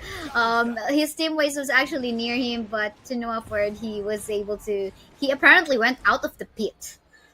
Yeah, I mean, for Nobu, he was trying to go for the reset, but he managed to at least trigger that smite just to secure that objective. And this gives room for them to at least secure that. And now, top lane, Luna, Byron, but wait a minute, all parts of the map is hot. Yes, indeed, because we have a fight ongoing with the boss side as well. Even though the outer tower has not fallen down as yet, but meantime on the sub side, we see one member actually from the side of Acer Highness falling down onto the hands of the Luna. That is Yorick, so quite unfortunate, but they did manage to actually get a tower push up top. So at least in terms of tower objective tape, they are pretty balanced in here, but there is actually a fight that they want to force into the middle lane while actually stealing off the jungle camp of Acer Highness. Oh, but hold the thought, because Nobu in here, super low, and HP will fall down onto the hands of the Arlie. A lot of members coming from the side of Have Fun, just having fun and dishing out all those damage. What a fun way to at least go for the objectives. They're not even giving room for Acer Highness to breathe at this rate. And even the setups, how can they even respond to the aggression? Even Byron goes in! Super low on HP right now are members of Have Fun. However, Lianpo will fall down as well in here. They're still trying to go for the fight, but then again, they have to respect it because this is the Oryx as well, you know, getting tanky as time goes by, and they actually don't have LXY already to actually try to go for that. But meantime, now they find the confidence because the lane is gonna fall down, dying onto the hands of Emotion, and they're gonna go for another tower takedown bot. Well, for me, I cannot even express this emotion that I'm feeling right now. Have Fun. I don't know if I'm happy, but still, they are dominating this game. They do want it to end this real quick, and it seems like with their skills and hero composition, they are managing to make this work. They wanted to end it under 10 minutes, not giving room for Acer Highness to get back onto this game. No room for late games because our objective is to secure the game once that we have the advantage. And that early game advantage gives confidence to the Have Fun to at least go all out. Look at the space being created by the Princess Frost in here. The slows, it's definitely annoying the members of Acer Highness in here. There is a good flow of minion waves on the top side of the map, so pretty sure they're going to be securing that inner tower objective just as quick as that. And yeah, now they just really have to play defensively in here for the side of Acer Highness. How can they set it up? Oof. In the middle lane, nope, they're not gonna go all in, but they're balancing it out with the Byron going for that wave clear down bot. It's kind of hard for them to set it all up because the only initiation hero that they have is technically JC's Lian Po. He needs to charge in. He goes for the first ram, and then he just have to leap, jump, and make sure that every player from Have Fun is gonna get caught by the ulti's AoE. But in this moment that they have the Sunbin, it's really hard for them to execute that. That's so true. I mean, the ticking time bombs, there's just basically a lot of pokes coming from Have Fun in here. And I think the Lianpo pick is in, actually any melee tank in here is not a good idea for such high poke damage. But meanwhile, look at he going so low. One member on the side of ASD will fall down, Lianpo will fall down, and more because the Shoyu will fall down as well onto the hands of LXY. And it seems like they want to go all in onto taking down the high ground tower from the side of Azir Highness in here. No more minion waves, so they're gonna go for that push on the bot side as well. Just piso, we call it in Filipino. Just 1 HP left for the mid lane tower, and it seems like gonna fall down anytime soon. 2 high ground towers down, and I wanna go under the crystal. Even killing more members to the side of Azir Highness, and they're not even stopping because Azir Highness, the Lianpo, is gonna go for the CC, but the members of Have Fun are just replenishing HP, and seems like this time they're gonna go all in, but no, they actually want more kills, said LXY. No, please guys, just go focus fire on the crystal, and that was it. 1-0 score in favor of Have Fun. Pandemonium in the base. That is the situation that we call it. But it seems like Have Fun is definitely having fun. But I know that Team Acer Highness is not definitely enjoying this. So their only way to bounce back into this game is to make sure that they have that good hero composition in game number 2. Prevent Have Fun from securing those early key heroes that they are trying to utilize since the early to mid game, and prevent everything. I mean, prevent them from attacking or picking them off. So with this case, it seems like Sunbin wins games, and if there's a Sunbin, technically they're playing against time, and they wanted to end it like before 10 minutes, which they did. Yeah, I'm seeing a really good combo with the Sunbin as well as the Princess Frost in here from our Malaysian team. So we're learning a lot. Even the Arlie, they're utilizing that one. So I'm like thinking, okay, if this is gonna be like the meta right now for our Malaysian teams, probably we will see a lot of them getting in the ban. So, but yeah, game results. As you can see, everyone's pretty much in a team fight. The Byron primarily focused, however, on going for the split push. And as you can see, 88% team fight, 82% team fight with the Sunbin as well as the Princess Frost.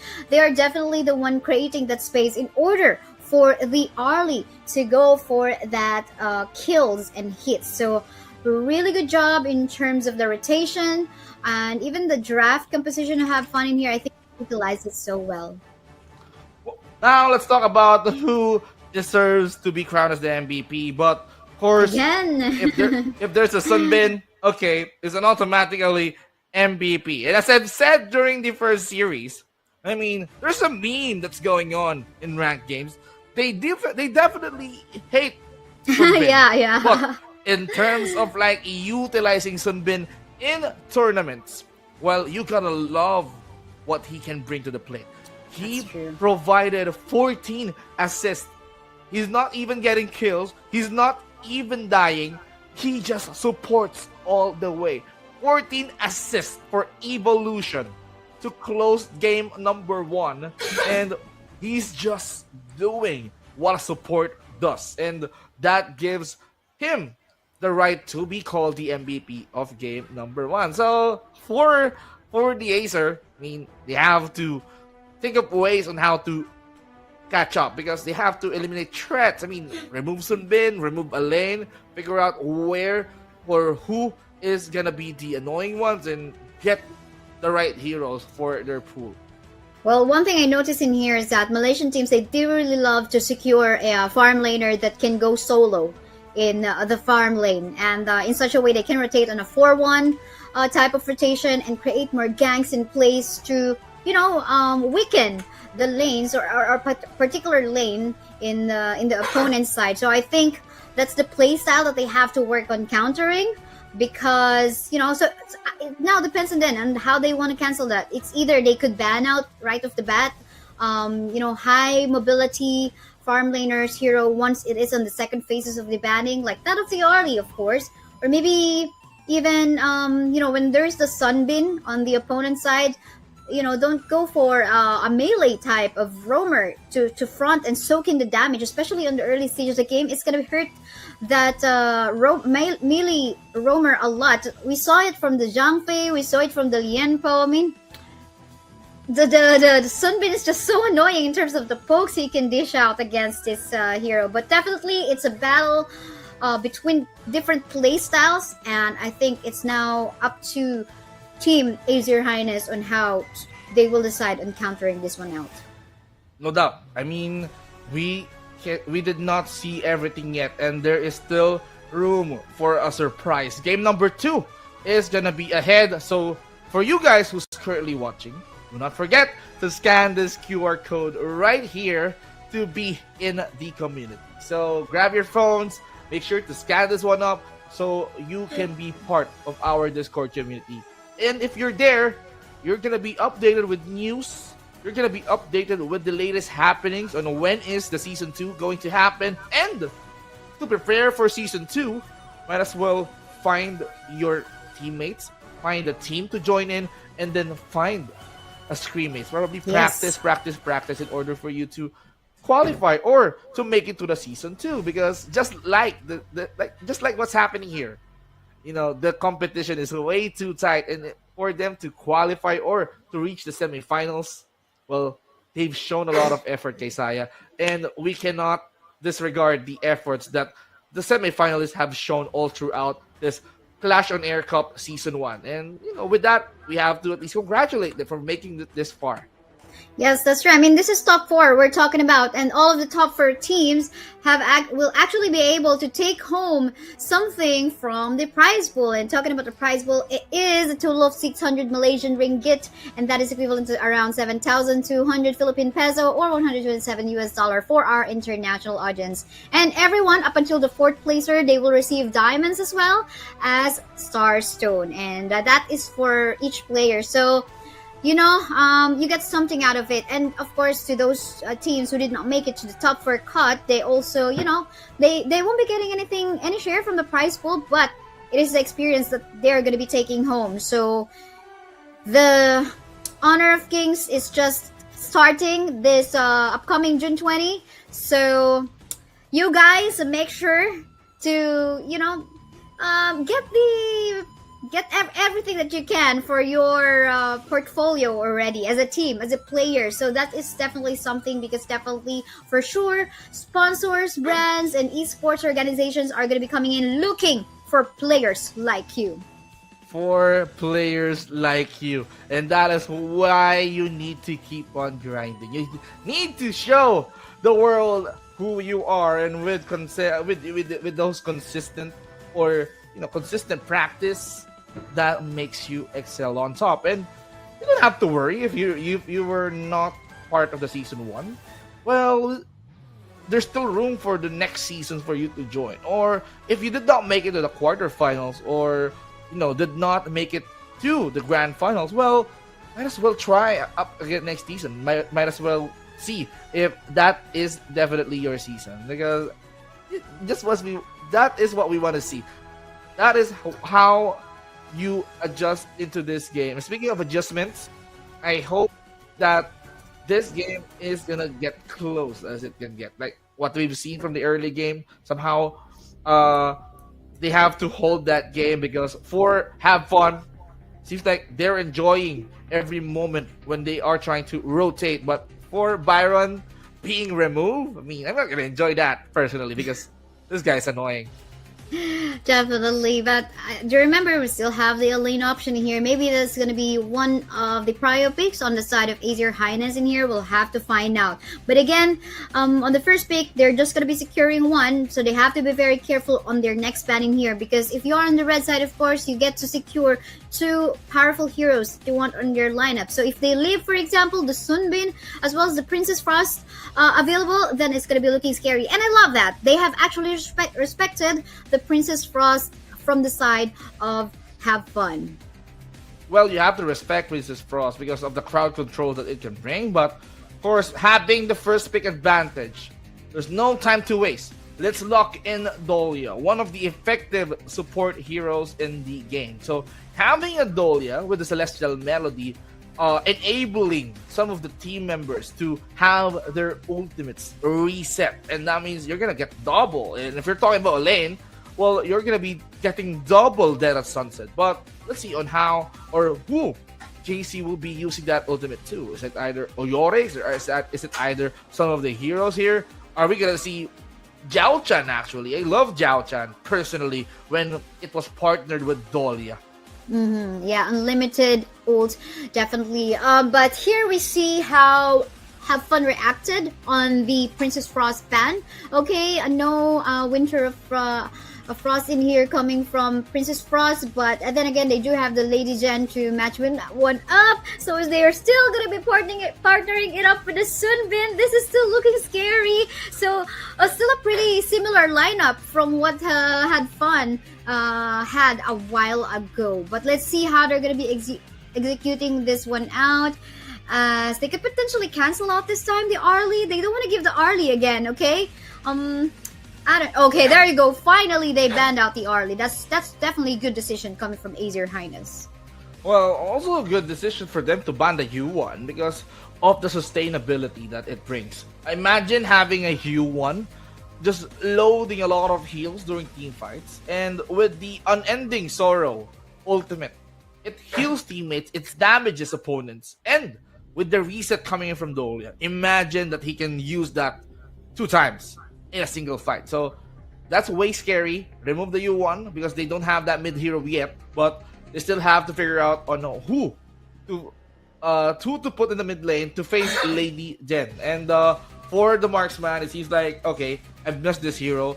Wanzong, one of those heroes that is not being picked regularly, but if they wanted to at least unleash a pack of punch, well, he's your go-to guy. But Mormayin, okay, it's pretty logical for Clash Lane.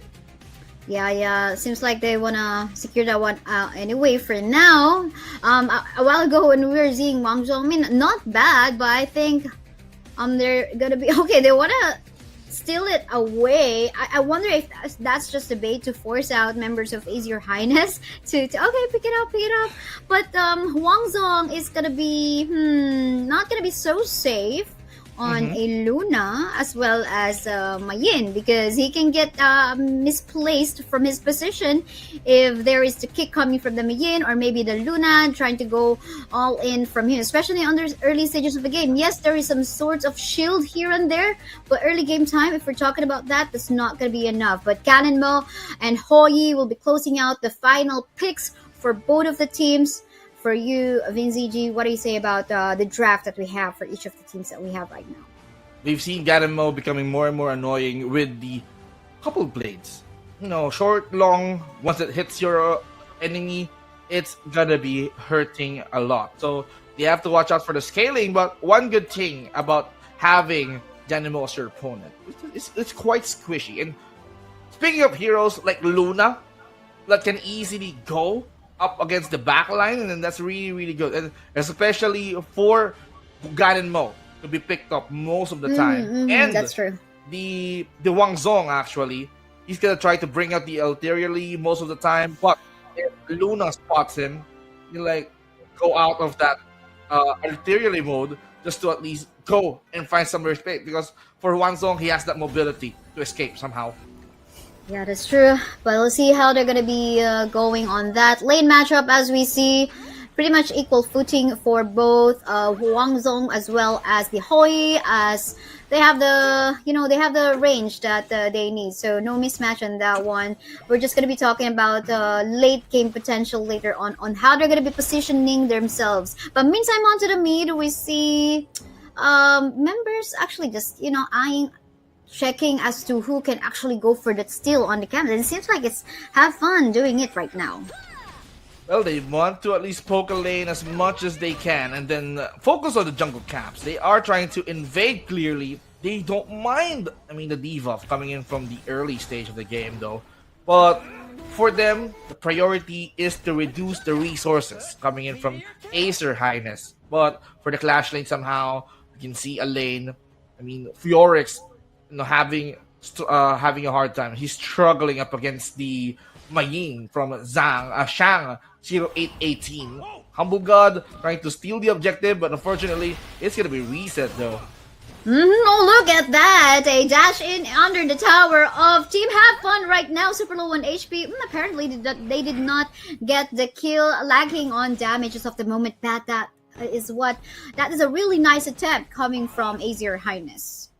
That's a really, really nice attempt to at least escape. Lady Jen, William, he's quite safe for now, but for Acer, I hope that LXY is gonna be safe because of this attempt. But I'm seeing the Have Fun members here focusing on the Musashi. Oh, look at that first blood coming from the side of Have Fun. This is brought to you by Easy on Air. Nobu, they really want to cancel out Nobu and actually going for that online, going for that power spike, because we were talking a while ago how he got this, buff from his S1. So I think this is a good job coming from Have Fun to actually stop the Musashi from going online. So they're stealing out all the jungle camps that they can and even trying to kill him whenever possible. All about the elimination. For Have Fun getting the first blood, it seems like they want to follow up. That was a really nice Burning Sun arrow, and we do know if the Burning Sun arrow was actually used from really far away, the stun is gonna take much longer, and that is what has happened in the middle lane on the side of Azir Highness, making Soju die out of the process. Hold the thought, because on the top side, Lane is in a bad position right now. And again, so is Nobu, because he's going to be chased down in here. Getting slowed, forced to use the healing dew. And, man, look at the jungle camps. If I am the jungler, I'm going to be so annoyed. But hold thought, because another death in here from the side of Azir Highness, as another will fall down, but off-cam kill is a Dongwang going for the kill against the Hoi. Lots of clashes here and there because another kill from the side of Have Fun. No, not even that, because another one in here. Really prolonged team fights here and there, but I think this time a member of Azir will be able to survive. They need to chill here, but for Have Fun to take their resources way too quick. They're just invading the territory of the Acer Highness. So even though they did not secure the kill, once that they force, wait a minute. Utilizing the ult, will be able to survive in here, getting the time ticking bomb. Yes, he will. Nice usage of ult in here by Yorix. At the same time, this is a good way, also a good timing for the side of Azir Highness to actually go for that objective take. All objectives are quite the cream of the crop here for the Have Fun, but it seems like after that they secure the invades, the jungle camps, they wanted to go for the bigger prize, and that is the kills, and they wanted to at least go way too deep. Once more, because in here another member of Azir will fall down, but the Luna has been shot down by the Musashi, but Musashi will fall down into the hands of the Mayin. Lots of exchanges of kill, 2-for-1 exchange so far, but then again a lane won't stop because he will go target the Hoi. There is a chase right now, there is a slow and time bomb coming from the Sunbin, forcing the members of Azir Highness to back away. My goodness, look at how they control the jungle camp. So from there, the whole scenario revolves towards that take. So they are not letting Nobu get what he wants. He just wanted to take the buff. He just wanted to take the Azure or Crimson buff, but they're just denying that possibility. So as you can see, they're just snowballing. For Luna to at least secure the buffs here and then, and then once that he goes for the kill, especially the Azure Golem buff, I mean, as a magical damage dealing assassin kind of hero emotion is, that works wonderfully. Very well, yes. I mean, this time Nobu has a lot of catching up to do right now, but again, they're having a tough time because Swangzong couldn't find the best position that he can whenever team fight happens. Burning Sun Arrow will connect to one member on the side of Azir Asgard.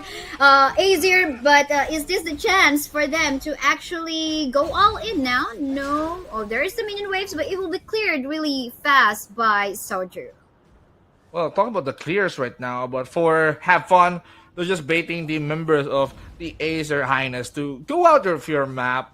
Probably we start the fight, and seems like they cannot wait any longer. Here we go. Gonna be using that ult to clear all the minion waves onto the mid. Lots of pokes here and there. At least, you know what? What I like in here is that Azir is actually able to defend their towers whenever there's an attempt coming from Have Fun. But emotion in here, going all in. There's the sustain. Do remember coming from the lane, but this is 3v1.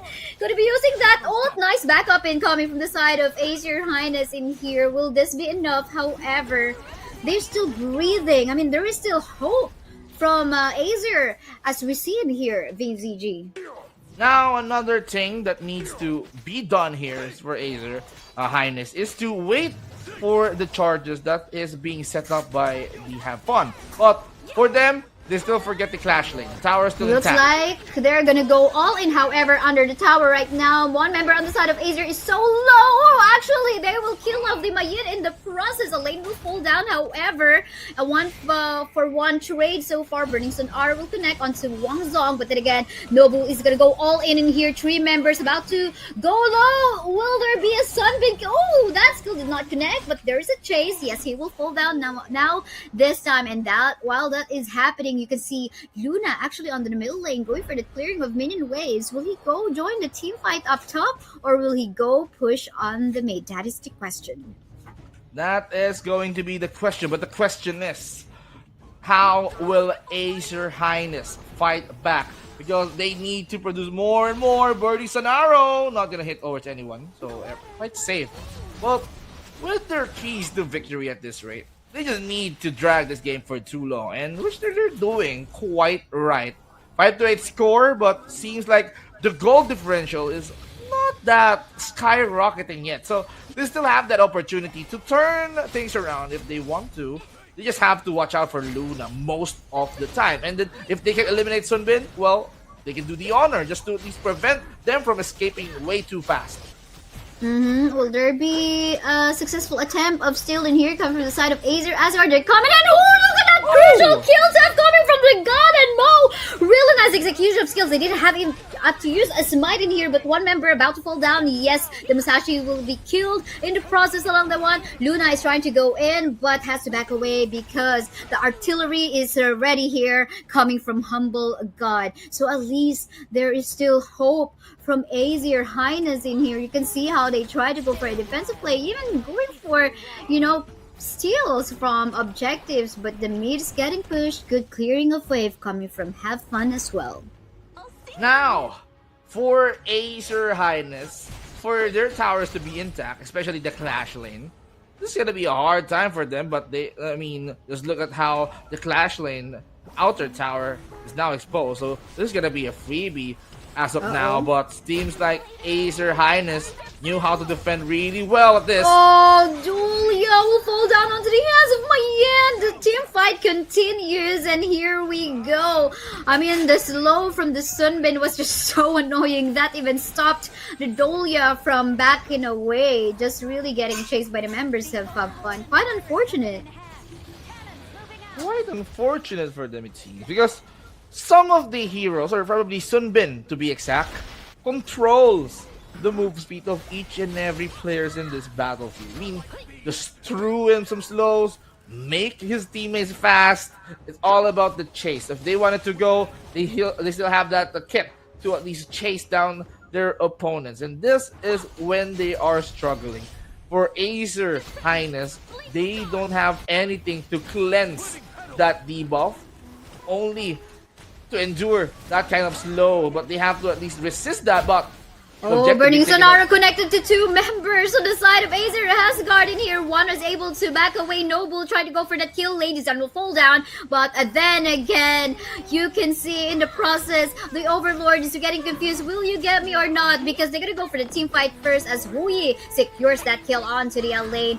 Lots of members on the side of Acer as Oh, no. Highness has already fallen down. It's now just Humble God as well as Noble left alive for Acer.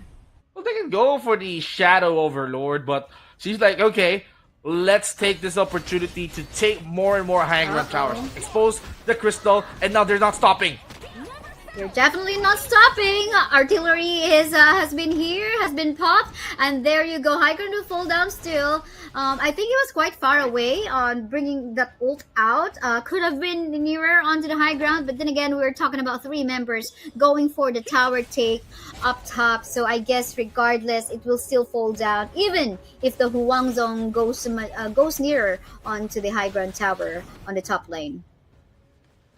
For this, I mean, Acer Highness, they still need to tighten up their defense. But look at the items though. I mean, Blazing Gate for Musashi, trying to commit that DOT, damage over time, of course. And then for a lane, focusing on attack speed. He's not even committing towards to finish his Blazing Cape. But right now, for Have Fun, seems like they wanted to control the tempo, slowing heroes down just to take that inner tower at the bottom. That's so true, but here we go. Maybe this is the time we're in. The slight nerf on the duration of anti-heal is taking effect as well. It's just like 0.5 seconds less, but then again, what they said is like, that is still a number that can complete 100%, from 3 seconds of stopping the heals coming from your opponent to 2.5. But anyway, we see the Shadow Overlord already being taken for free by Have Fun. They do have the capacity now to push with the dragons, the Shadow Vanguards on the lanes. All that is left for Acer Highness is to defend this only high ground tower that's left at mid lane.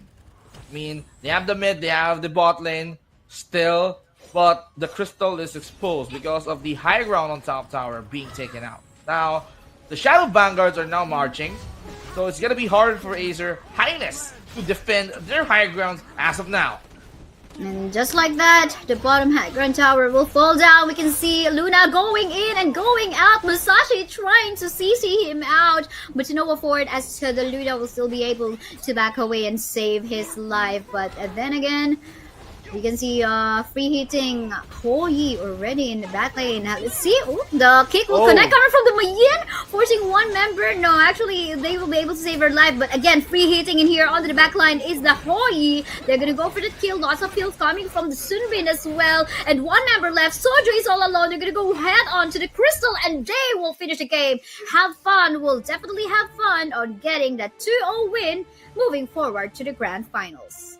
Congratulations to Have Fun, HF, and they will be facing their fellow Malaysian team, XDG, in the Grand Finals. But, I mean, I want to say, nice try for the Acer Highness for giving their all into this semi-final series. But, of course, things are not yet done for the Acer Highness as they will be facing, their fellow Filipino team, Extraction, in the best of 3, or probably in the deciding the battle for third decider round. But let's talk about the game itself. I mean, it's not that quick. I mean, they wanted to dictate the tempo. I mean, even Evolution as Sunbin, from untouchable, he got touched one time, even providing 15 times. So, seems like they knew their priorities. Starbreaker for Shang, Pure Sky, Keras is just there. Damage coming from LXY, preventing them to at least come out of their base. But I'm seeing how Acer Highness trying to work on their situation. But still, to no avail, they were overtook by the Have Fun. Because there's no reason for them to lose already. They have that opportunity. Yes, they are losing William as on some critical times, but that doesn't stop them. I mean, LXY and William being dying at crucial times during the team fight, but that doesn't stop them from producing kills, creating space, and ending this game on a win. That's so true. And the MVP of the game is going to be another Sunbin. 0-1-15 KDA score. Look at that. There is, of course, the damage deal that has contributed so well, especially on the early stage of the game, poking out the members of their opponent of Team Azier Highness. Still really nice try. And I can't help but see as well the Void Staff. I was looking at the itemization here. Void Staff on the Luna, just stopping out the tankiness that the Alain as well as the Musashi has. But then again, Sunbin wins game right now for our day 2. I wonder how it's going to be later on the grand finals, because both of the two Malaysian teams that are moving, that are already in the grand finals, are utilizing this hero. So I'm so excited how they're going to be canceling this out, or there's definitely going to be a tug of war or mind games in the draft later on to get this Sunbin. Well, I can't wait to see what's going to happen here. Probably remove Sunbin. To be fair, they have to remove the common denominator, but is it going to be them opening that slot just to secure a ban towards another hero that can provide so much pain to them, or Sunbin is going to be freely be utilized by both of the teams? So that's what I want to find out in the grand final. So we're done with the semis, ladies and gentlemen, and we are now proceeding towards the grand finals. Now, from the best of 3 series, let's up it up a little bit. Let's tune it down a notch. Let's try to make it a best of 5. So whoever wins 3 games is going to be crowned as the Clash OnAir Cup Season 1 champions. And for these 2 Malaysian teams, they are now preparing. So for now, we are just going to be heading over towards a short break. So ladies and gentlemen, Vince G and Kaysaya will be right back here on the Clash OnAir Cup Season 1. So don't go away, guys. We'll be right back. Have gained immense significance in the world of business. With the ability to connect companies with their customers and stakeholders, regardless of geographic locations, virtual events have become a vital tool for modern businesses to expand their reach and influence. Additionally, virtual events can be more sustainable than a traditional event, as they eliminate the need for attendees to travel, reducing the event's carbon footprints and overall environmental impact. The question is, how can you make your virtual event stand out and capture the attention of your target audience? That's where a 3D virtual set can help. Come, let me show you.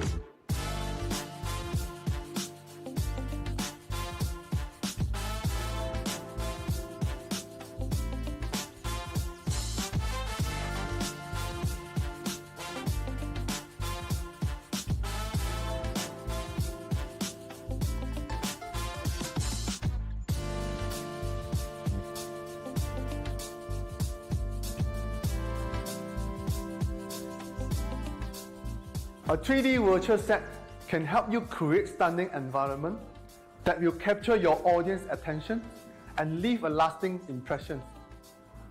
After all, the key to successful event is ensuring that your audience engage with your message and achieve the desired objective. 3D virtual set can reduce costs while still creating an immersive and engaging experience for your audience.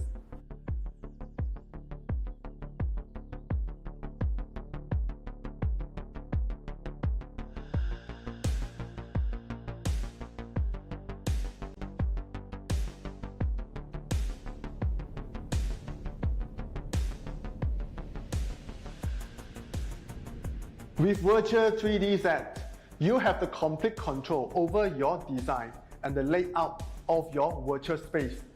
This means you can create custom backdrop, set up a branding element that is uniquely set up just for your audience to enjoy. By adding interactive elements and gamifications, you can make your virtual event even more engaging and memorable.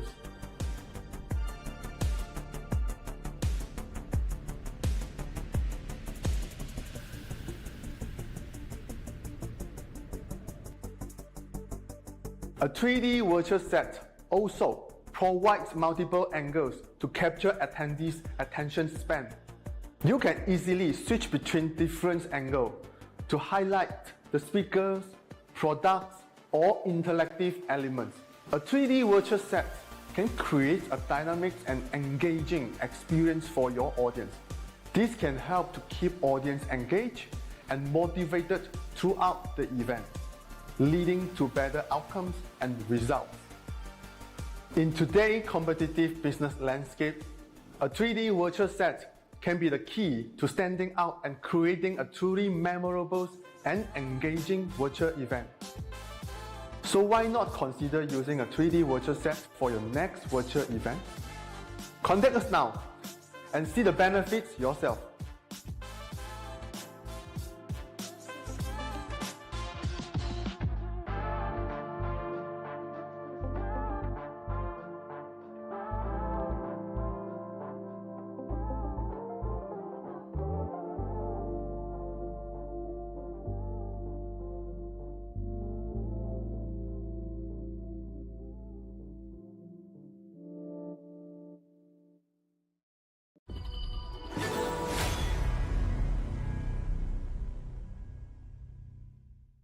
Hi everyone, I'm Jan, lead for global esports products at IAG Global, and I'm here today to share what we have in store for our fans and players around the world.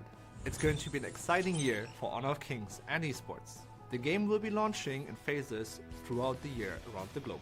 Building on our successful launch in Brazil, we'll be expanding and opening game pre-registrations in selected regions, including Eastern Europe, South Asia, the Middle East, and North Africa. At the core of our ecosystem, we'll be focusing on you, the player, and teams around the world.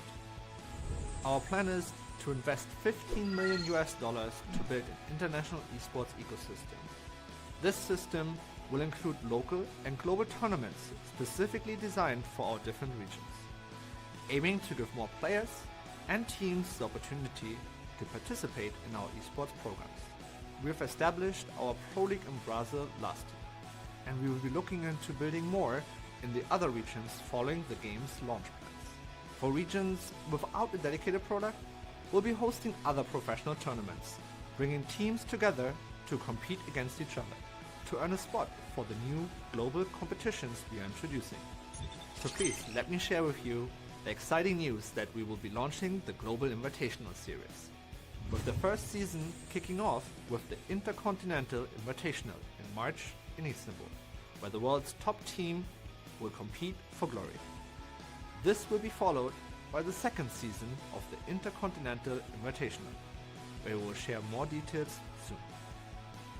Come midsummer, we will host the mid-season Invitational with $1 million prize pool, and where the new KPL Dream Team will compete for the first time against the rest of the world for the year's first honor.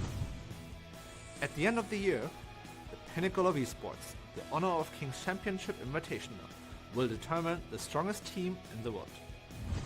Oh, it's a lot to take in, and I'm excited to be part of creating this journey for all of our fans and players around the world. 2024 to Global Honor.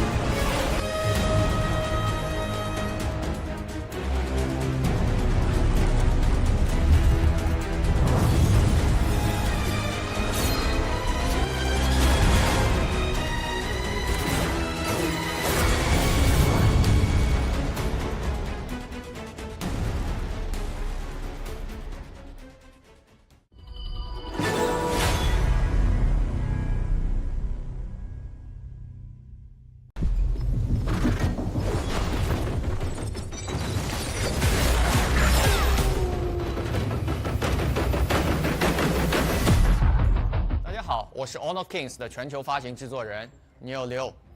今天我有一个激动人心的消息要分享。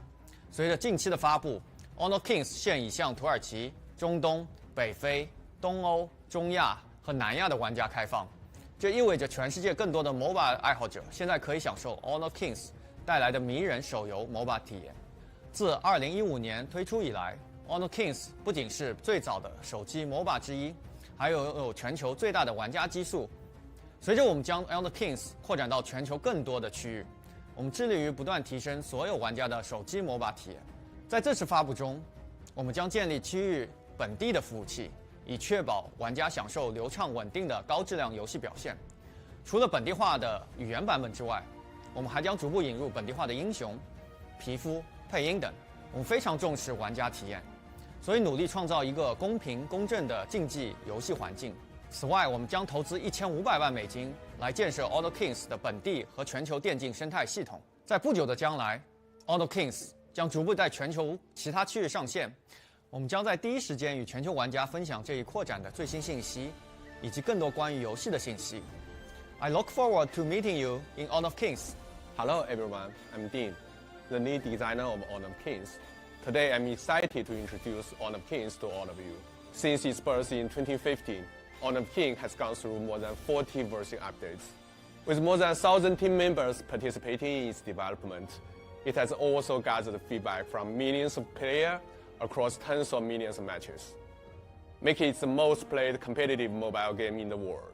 In order to let more players experience the joy of mobile MOBAs, we adhere to the following design principles in Honor of Kings. Firstly, to ensure that all players can enjoy the game, we have kept the size of initial download to a minimum, which still maintaining leading graphic and frame rate levels, allowing players with both budget and high-end devices to enjoy the game smoothly. Secondly, we provide free access to all heroes and their accompanying skins, as well as free trials of all heroes during the launch months. This ensures that both new players and experienced mobile MOBA users can quickly get started. Finally, in addition to original heroes and skins, we will also introduce both globally popular IP characters from global partnerships, as well as regionally exclusive heroes and skins. We hope that Honor Kings can bring a more enjoyable gaming experience to players, and we look forward to receiving your feedback. Let's start your Honor Kings journey. See you in the game. Hey, I'm Evan, and I'm here with my colleagues on the community team to listen to what you, our players, are saying about Honor of Kings. Good or bad, your experiences are crucial to help shape the game's future development and make Honor of Kings the best MOBA it can be. Everyone's voice counts, so don't be shy in sharing your feedback. That said, listening alone isn't enough. We also want to engage in constructive, two-way dialogue with our community. To demonstrate this commitment, we've already opened regional social media channels operated by local community managers, and will continue to do so in the run-up to Honor of Kings worldwide launch later this year, and beyond. Welcome to the Honor of Kings community, each and every one of you.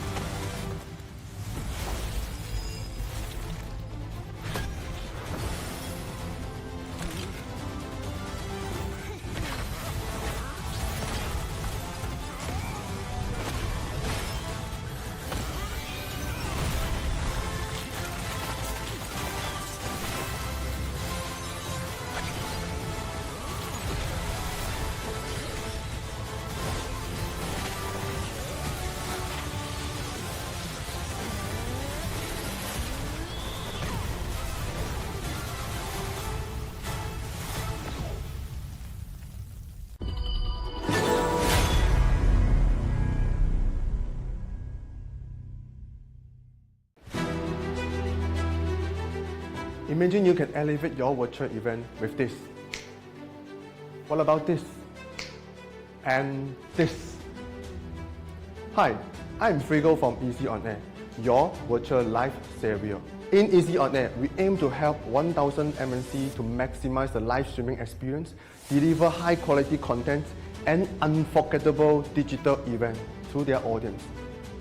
Have you ever had chaotic moments during your virtual event due to technical issues like slow internet connections, low audio and video quality, and you end up with bad reputation and cannot hit your sales target?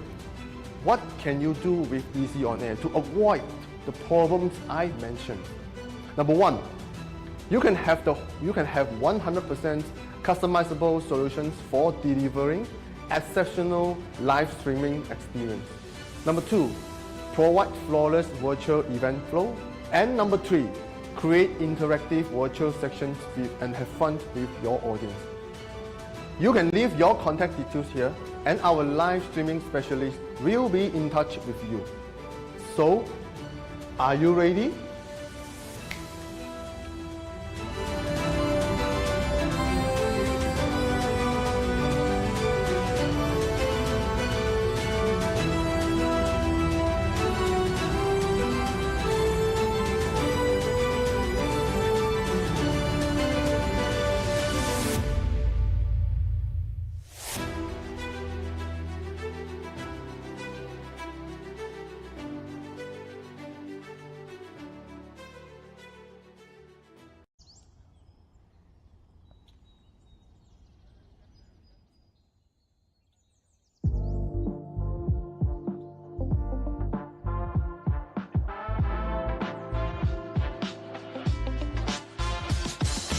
In recent years, virtual events have gained immense significance in the world of business.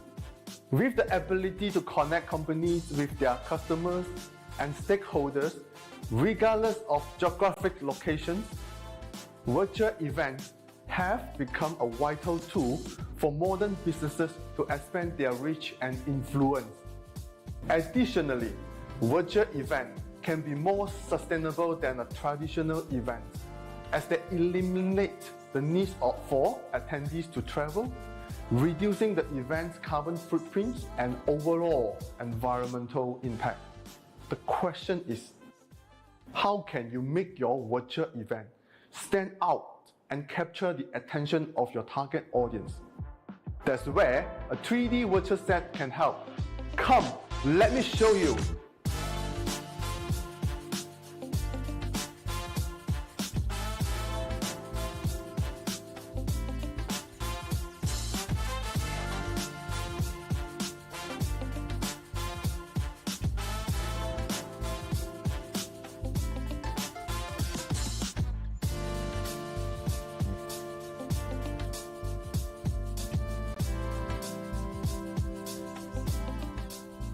A 3D virtual set can help you create stunning environment that will capture your audience attention and leave a lasting impression. After all, the key to successful event is ensuring that your audience engage with your message and achieve the desired objective. 3D virtual set can reduce costs while still creating an immersive and engaging experience for your audience.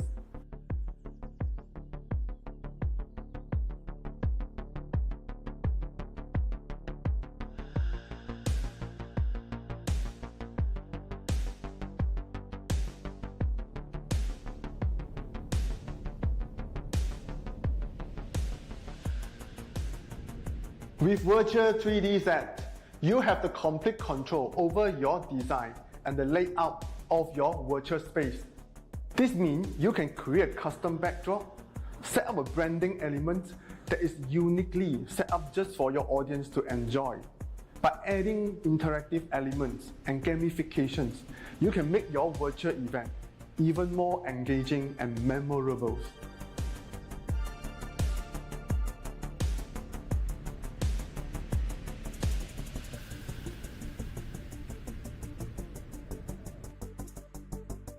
A 3D virtual set also provides multiple angles to capture attendees' attention span.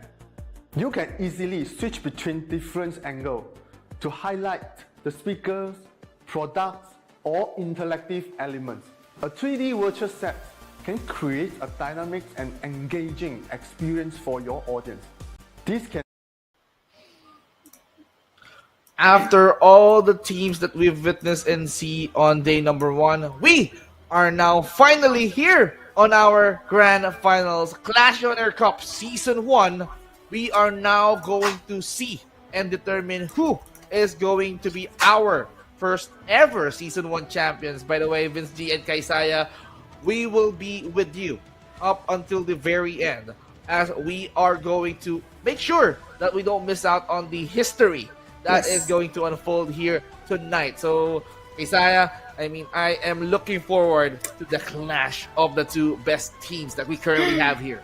Yes, and these are two Malaysian teams. Our questions have been answered. A while ago, we were wondering if it's going to be a mix of two different countries, but Malaysian so far, these teams have proven that they are the current strongest in Southeast Asia. But let's take a look at the updated bracket that we have. So as you can see already, we are now just waiting whether it is going to be XDG or Have Fun for both Malaysian teams who's going to be ending up as the champion. Meanwhile, on the back end, we will, unfortunately, we will not be able to see on stream the match between the Battle for Third match between Extraction PH as well as Azier Highness PH. But of course, if you're following our social media, for sure, you'll get the updates. So, what do you say about these two teams that is about to have this matchup in the grand finals, Vinzi? Well, for these two teams, well, no doubt that they are going to give it their all, because this is the grand finals. There's no reason for them to back out and lose this one, and if they do, they'll be ended up in second place. So after all the matches that they face, of course, this is going to be the make or break moment, and what we've seen is just a glimpse of what is going to happen. But for now, all we know that the common denominator from all of these teams is the Sun Bin. So probably he's gonna be on high demand.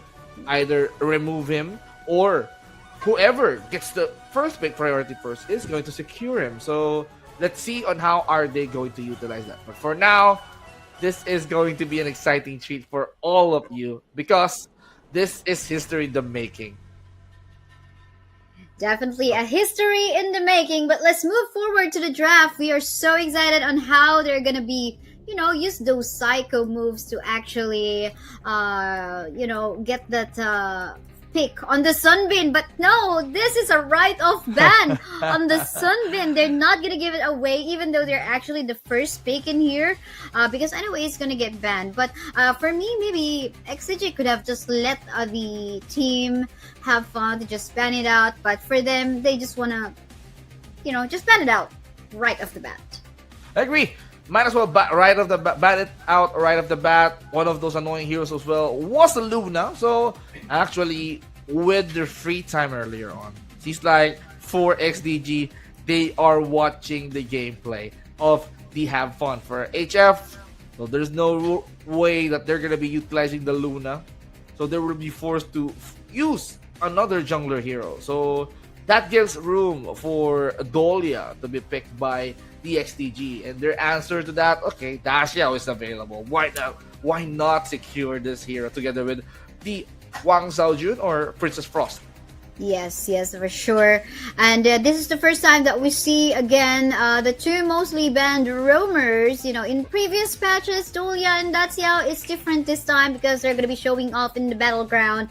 But at the same time, though, we still see the Princess Frost, just like I mentioned. But Yuhuan getting a pick in here as the second prio pick for the side of XDG. We do know that they want to add another layer of sustain for themselves. It's not just going to be the Dolia giving those heals here and there, but also the Yuan giving more protection for the Hoi, so that he can dish out more damage in the backline. Well, your favorite hero comes into play. Lady Sun is gonna be cartwheeling every time that we see him, because we see her actually this hero has that high amount of damage output, and he has that escape mechanism, or probably some catching up with the rolling raid, enabling her to have his damage enhanced. So this is what I love about Lady Sun, and at the same time unleashing ultimate shell just to make sure that it's gonna make an impact every time that they secure a target. Well, it's gonna be hard actually for Ho Yi if ever that he got bullied in the farm lane with this Lady Sun. That's true, that's true. But I love the fact in here that both of the teams actually respected the lane as well as the Musashi and Kaiser from the drafts. Even the Mayin. We have been discussing a while ago how crucial it is to actually secure a comfort pick on the Clash lane. But for these two very competitive Malaysian teams, they want to ban this one out. The Fuzi, surprisingly, is banned here too. We didn't usually see that much of a Fuzi. I couldn't recall correctly, but maybe in the off-stream matches, this is something that they want to respect out of team have fun as well. Ooh, a Nakaruru pick in here. We've seen really good Nakaruru plays. I'm so excited to see that one once more. But Guan Yu, I think this is going to give more potential for initiates for the side of XDG as well. Actually, Guan Yu, we haven't seen Guan Yu coming in from Demon Lover. Okay, might as well remove a lane. There's not gonna be a problem. If you pick Dharma, just in case, okay, we're gonna be fighting that one with the Guan Yu, but for Cao Cao to be the final pick for the side of HF. So that means they are going to mean business here because of how this hero actually cleanse the debuffs with his blood-soaked legend ultimate. So let's see how they play this out. And quite interesting on the draft because this some of the heroes, yes, we've seen this before, but this forced them to use those heroes that we've never seen, like Guan Yu, Cao Cao. Well, how do they utilize it in the Hero's Gorge? Let's find out. Yes, we definitely will find out. At least it excites us to see how they're going to be utilizing this one. But yeah, XDG versus Have Fun, both Malaysian teams. This is a best of 5 grand finals. It is a race to 3. We're casters. I'm Kaisa. With me is VZG. Let's get it on, VZG. Let's get it on. And it seems like they wanted to get it on at mid lane. We can see 2-1-2 split and 1-2-1 split. Oh, look at that. Okay. It did go Saved. all of those CCs, but then again, look at that. That is definitely gonna be saving his side. That is the one that is super annoying on a Datsao. I mean, he only have a 1 hit left, but he managed to at least recall out to safety, so that's a good thing. And as for Guan Yu, actually receiving massive damage coming from the Dharma. What? Wait a minute.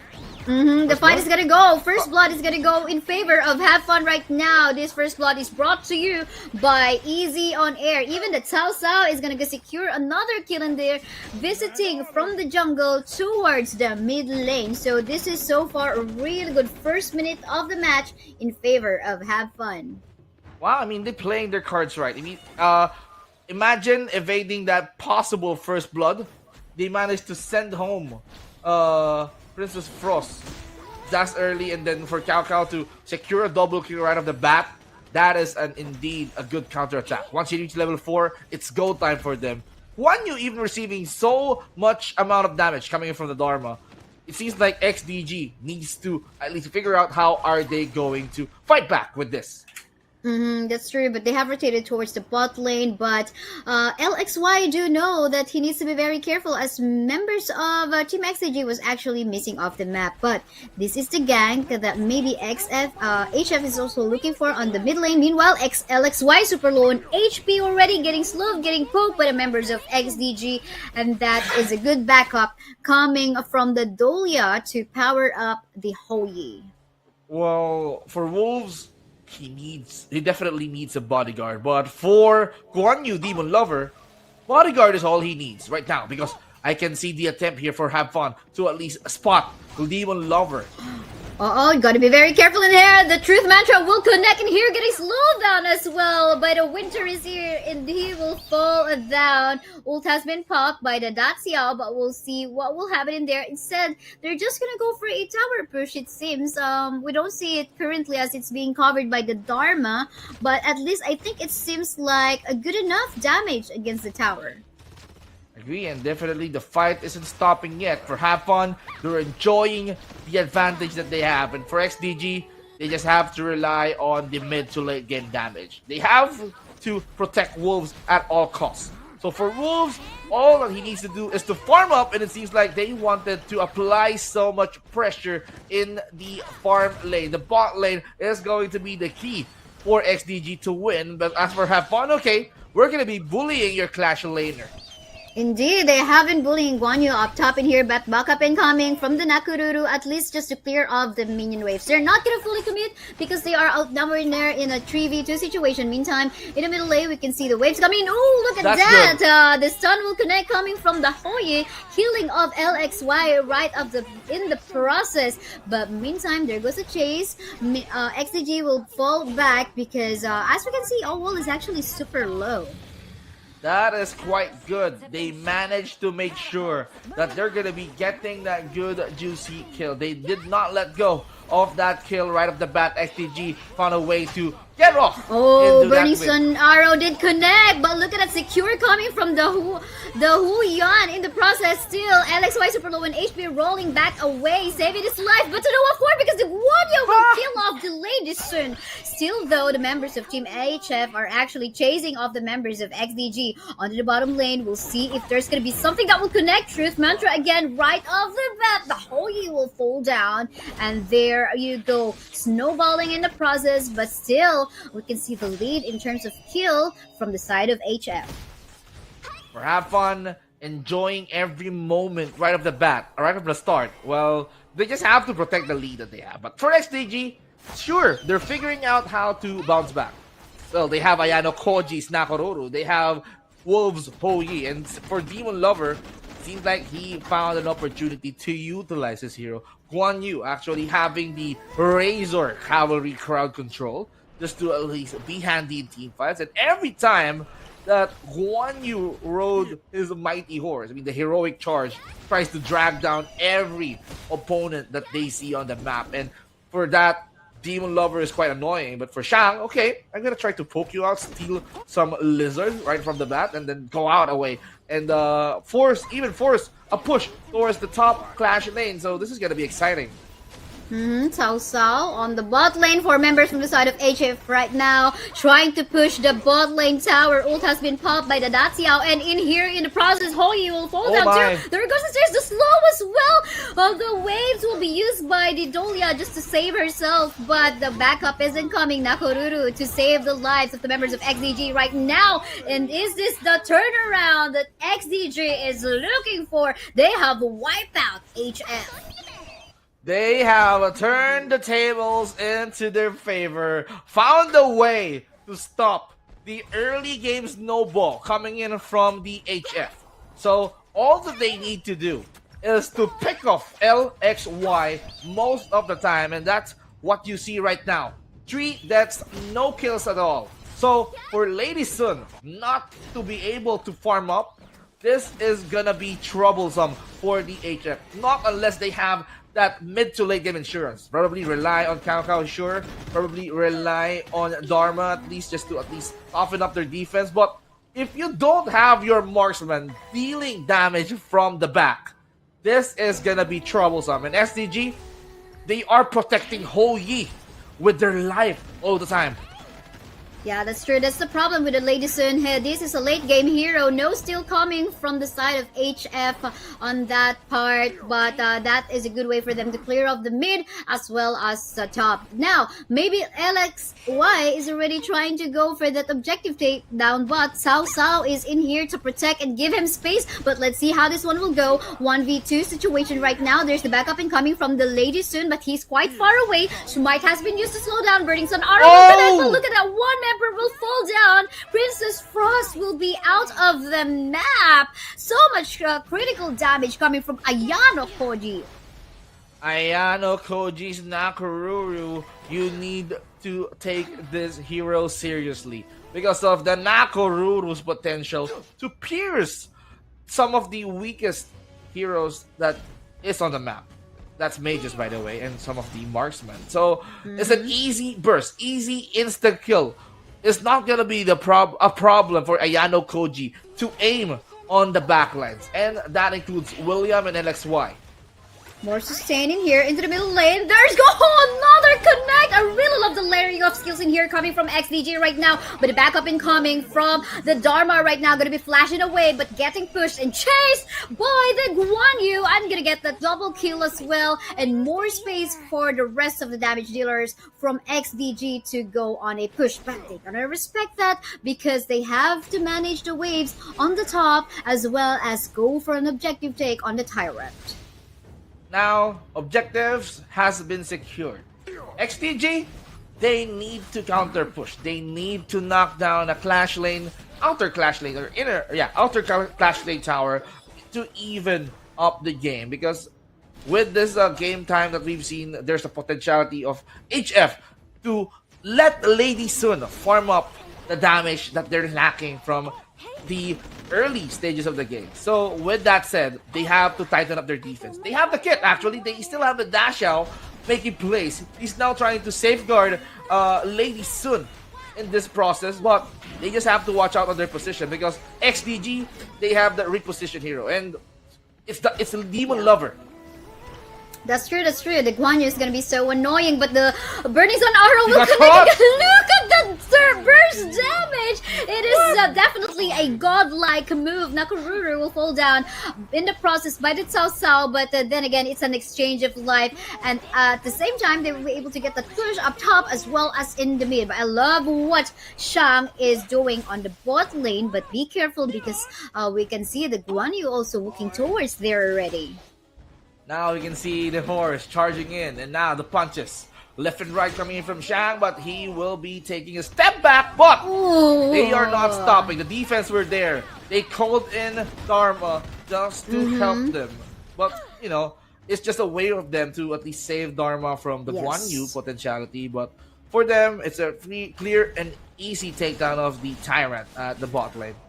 That's so true, that's so true. That's a lot of more space for XDG. Just what is Ayano Koji is already doing right now. Nice creation of space and vision by Demon Lover here on the Overlord camp. But do take note, members of XDG are already trying to eye. Burning Sun Arrow will connect to one member, but will that be enough? Will there be a steal? Yes, there will be a steal, and that will be secured by the Houyi already. Getting knocked back in here by the Guan Yu. He will be dying on the process by the Lady Sun, but Lady Sun will fall down in exchange in here. So much exchanges. It is going to be a 3-for-3 right now. Everyone's just so separated, however, and now a calm down on the state. But overall, I think that is still a win on the side of XCG.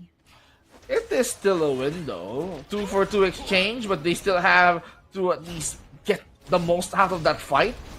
XDG is just marching confidently, and now they even have the Shadow Vanguard marching towards the lane. So this will annoy, or probably annoy, the minion waves probably for the side of HF. And now they have to tighten up their defense. For HF, if they wanted to catch up, they have to protect William. They have to protect LXY from the pressure that XDG is doing. And it seems like they wanted to get Dasha, because Dasha is going to be that protector that HF needs. But something is happening up top, and here Nakoruru was all alone in there. I think that was a bad move on, not checking the bushes. I think they could have gone for a poke in the bushes, maybe called of either the Dolia or the Yu one, but that didn't happen. So I guess they have to wait a little bit for Ayano Koji to go back into the map. But because of the death, HF now has the capacity to go for a pressure up top. And as we can see, they're going to go for the push up top while capitalizing on the disappearance of Ayano Koji.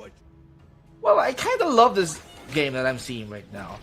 Yes, HF has that early game advantage towards the side of XDG, but XDG found a way to stop HF, but HF is Oh, now look trying to at bounce back. the Wait a minute, what's this? back line! Guan Yu actually pushed out the members of HF. In the process as well, though, there was a burning arrow connecting, but the members of HF are actually able to escape. Do take note that Demon Lover is not actually in here to join the fight because he went super low from that engage. And all I can say is that what he did was really risky, but it did pull off. It did manage to reset the members of the HF. It seems like the HF wants to give it a go, but with that crowd control from Demon Lover, it puts a stop towards the advancements coming in from HF. But how are they gonna deal with this? I'm seeing some multiple setups. Zhang here being patient, 60 seconds for the Tyrant to spawn. And what is going to be the next move coming in from XDG? It's quite hard to figure out, but for them, for the HF, okay, let's try to make space for our junglers or for our marksman and his wife to farm what he needs to farm. The good thing though on the side of HF's lineup in here is that the Dharma can just like put a pressure on a bottom lane while just waiting for the ult coming from the Daciao just like that to go back to a place where he can join a team fight. But I guess that was quite too early, but better safe than sorry because anyway Cao Sao on the top side already cleared off some minion waves, forcing some of the members of XCG to just back away. Well, for XDG, they still have their mid intact. And now, even with the burning sun arrow not connecting, ×2 to the charm. Yes, thanks to that celestial melody, but the members of HF in here seem like just gonna be hiding and be backing away, but they have to be very careful because Guan Yu is actually on the other side of the map, might be going for a push! Look at that beautiful push! Members on the side of HF right now are being obliterated, and just like that, Lady Soon has fallen down, and they're not even stopping as members of HF are going from one death to another, and that will not last. At least the Dharma will survive, but will that be enough? Oh! Okay, Sun Arrow did not connect thanks to that sidestep coming from Shang. But the question is, will he be able to defend the crystal as the members of XZG are already in here? Burning Sun Arrow will not connect, will be able to clear off the minion waves. Apparently not enough sustain for him as he will fall down. And it looks like this is it. 15-minute game time. XDG will win game 1. For XDG, this is just the start. It seems like they need to focus on the next 2 games. They need to win this straight. They already have that momentum. XDG did a phenomenal game number 1, but the question is, that is a game of chances. HF almost had that in the bag, and we can see how equal the potential of these teams to win. But game number 2 can change everything, but let's see on what's gonna happen. But for now, it's all about the results. And interesting pick coming in from Dolia, even as a support. He focused more on the damage, for the health regen reduction. So he's focusing more on the Imperial passive just to make sure he gets the most out of his opponents. And for all the Wolves, with the health regen reduction on hand, all that they need to do is to hit.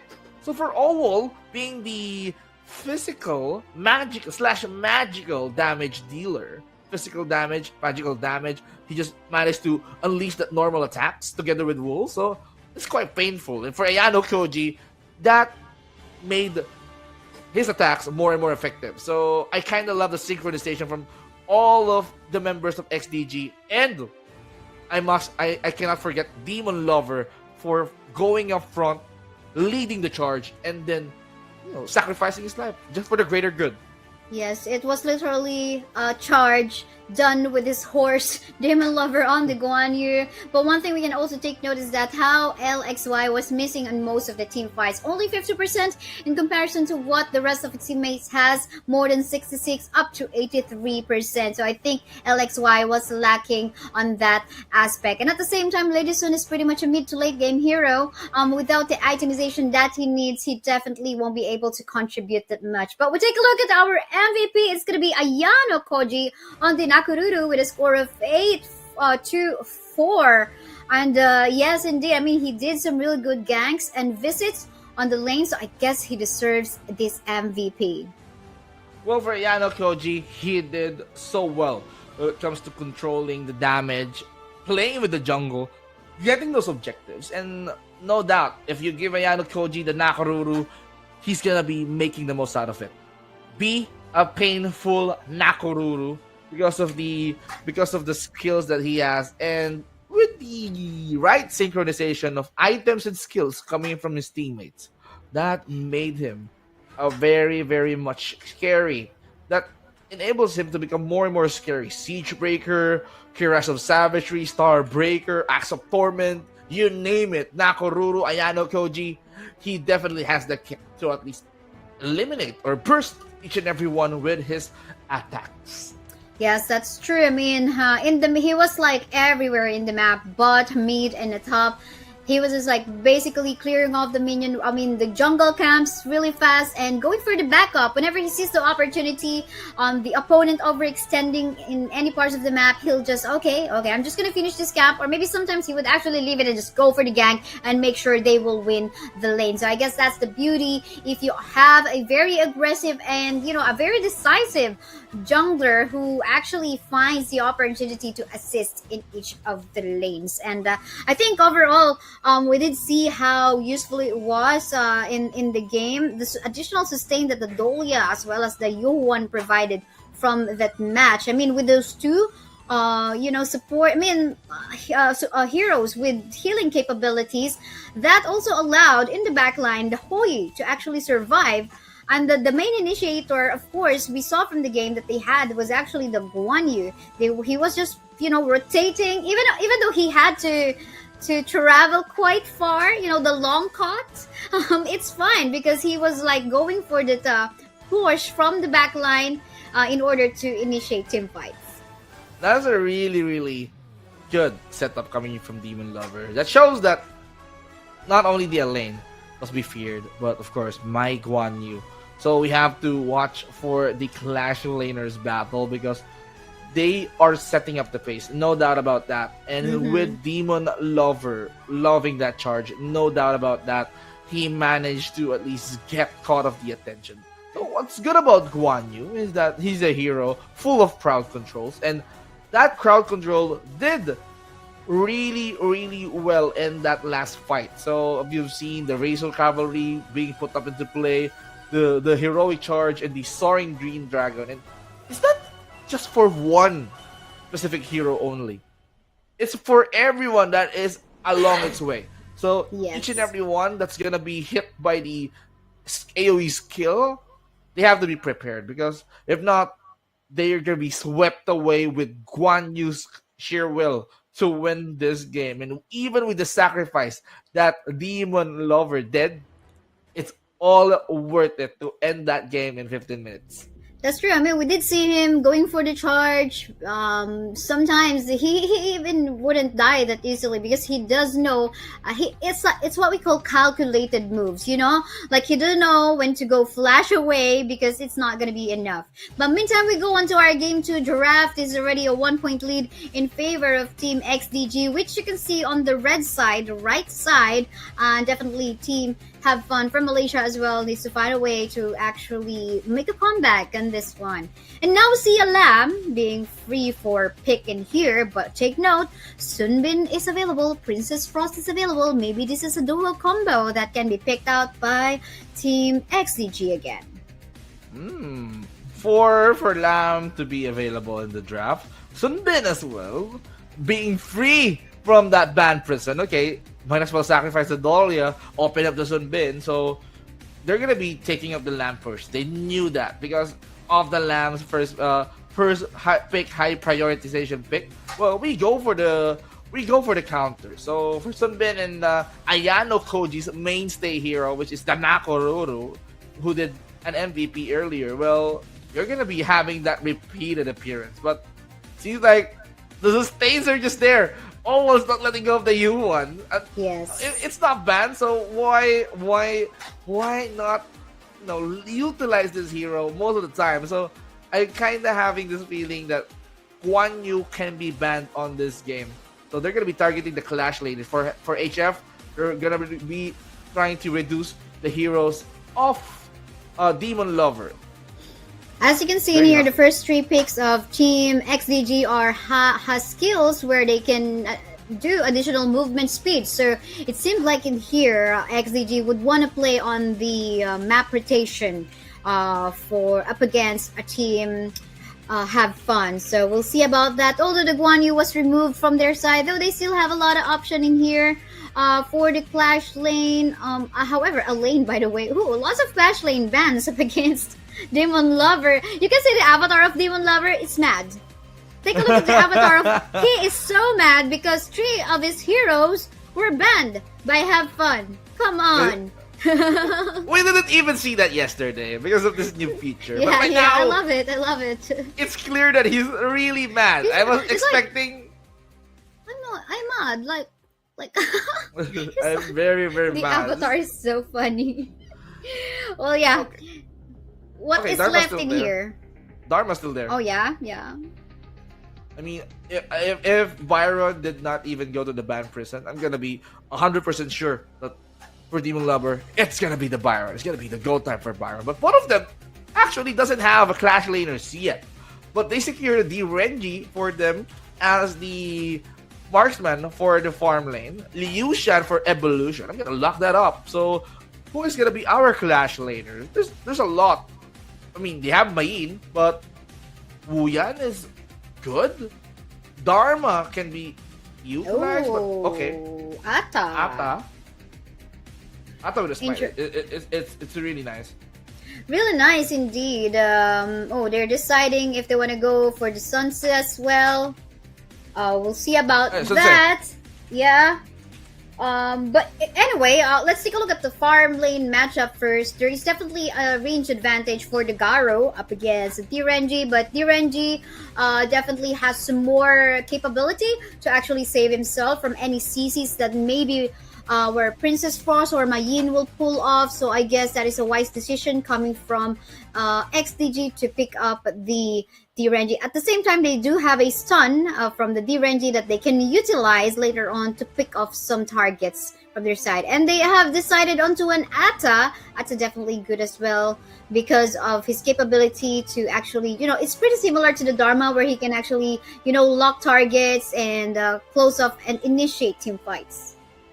Well, for Ata here, utilizing the Ghost Ship in a very, very crucial team fights. This will enable some of the heroes to deal huge amounts of damage, especially for Nakoruru, utilizing the Amu Beyatoro, and for Yuan to go for the Mournful Temple crowd control, and of course the Unending Sorrow. Direnji will just have to hit no matter what on this game. So I'm gonna be expecting some plays here. And for Ata, if he has the smite, that means he's gonna go for the inlay. Like, okay, I go for the flash instead. Yeah. That's true. And now it is game 2 of the best of 5 grand finals match between XDG versus HF, both Malaysian teams. Not match point, but rather a 1-point lead in favor of XDG. We'll see how this one will go. This is gonna be interesting because it's gonna be the matchup between U1 and Princess Frost. Personally, yep, I as a U1 user, it's quite hard to deal with the Princess Frost, but for now he's just doing it because he was forcing Princess Frost to back out a little bit because he still doesn't have that skill kits yet. Having to annoy them with some crowd controls, freeze them over, and then not being able to move. That's quite hard for you. But okay. Super low on HP already is one member. The side of HF Mayin, definitely not on the capacity on the early stages of the game. First blood brought to you by Easy on Air. There goes the chase. Nakoruru will get another kill in favor of XDG, and now with the death of Emotion, they will capitalize on stealing of the jungle cups. Not even done because Evolution is in a dangerous position right now. Gonna get stunned in here. Will he be able to save his life? The bomb will not connect, and at least he's still all alive. Wow, they're holding on to this game, but wait a minute, they wanted to give it a go. They have to back away really because they're super low on HP. At least they did not get locked out, but I think nice try still from defending. But Wall is not gonna stop because he wants to get that kill secure against Mayin. And again, this is a very aggressive XDG we're seeing right now. The stuns coming from Evolution, trying to sustain, dealing off that damage and soaking in damage as well. Wow. A kill will go into the hands of Emotion in here, killing off the Sunbin, but they're not even done, as Princess Frost will want to get more heals here and there, but gotta be very careful because Nakaruru will answer that back, going for another double kill. Wow, that's a messy team fight there on top. Clash of Lane is full of action. XDG is ahead by 4 kills, 2-6 scoreline in just 2 minutes. So imagine how many kills did happen or did occur. And this includes Ayano Koji being pressured, but he managed to get away from safety. But going back to what I've said, fights are very, very active on this game on the first 3 minutes.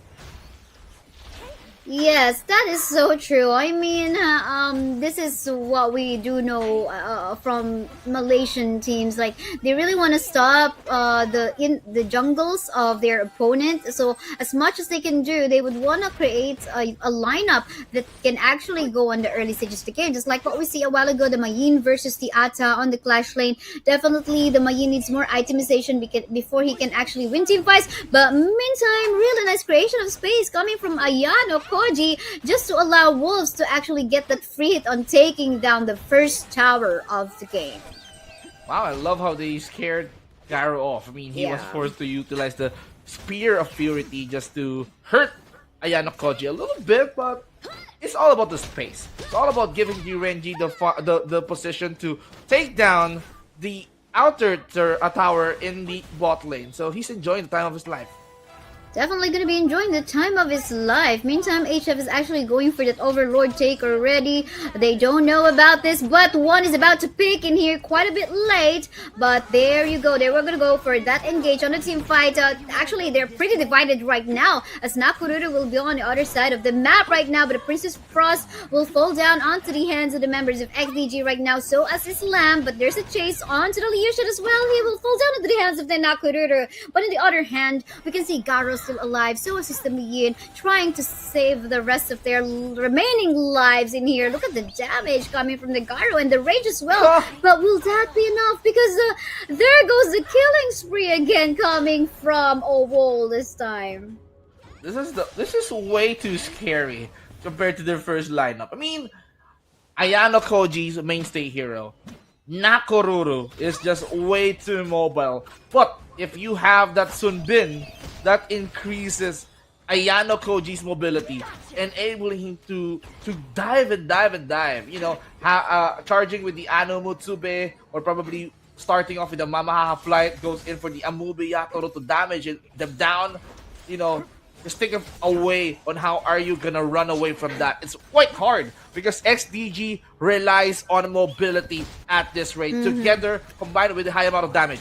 That's true, but we can see in here, the Yuhuan in here almost getting caught off guard, but he still has the ability to go for that sustain, become immune to any CCs, but for the meantime, flanking on the sides, we can see the Nakaruru flying happily, getting the burst damage, even the smite up against the Liushan. Liushan will fall down, looks like they want more. The Atta will try to block of Princess Frost's way, but he will fall down into the hands of the Sunbin as we see it. No towers has fallen down as yet on the side of Team XAG, but the Renji, as we see it from the bot, Mayin is gonna kill him off the map, but they're not yet even done because Mayin seems like he has to run for his life. The flight is here. No, they're not gonna be falling onto the trap.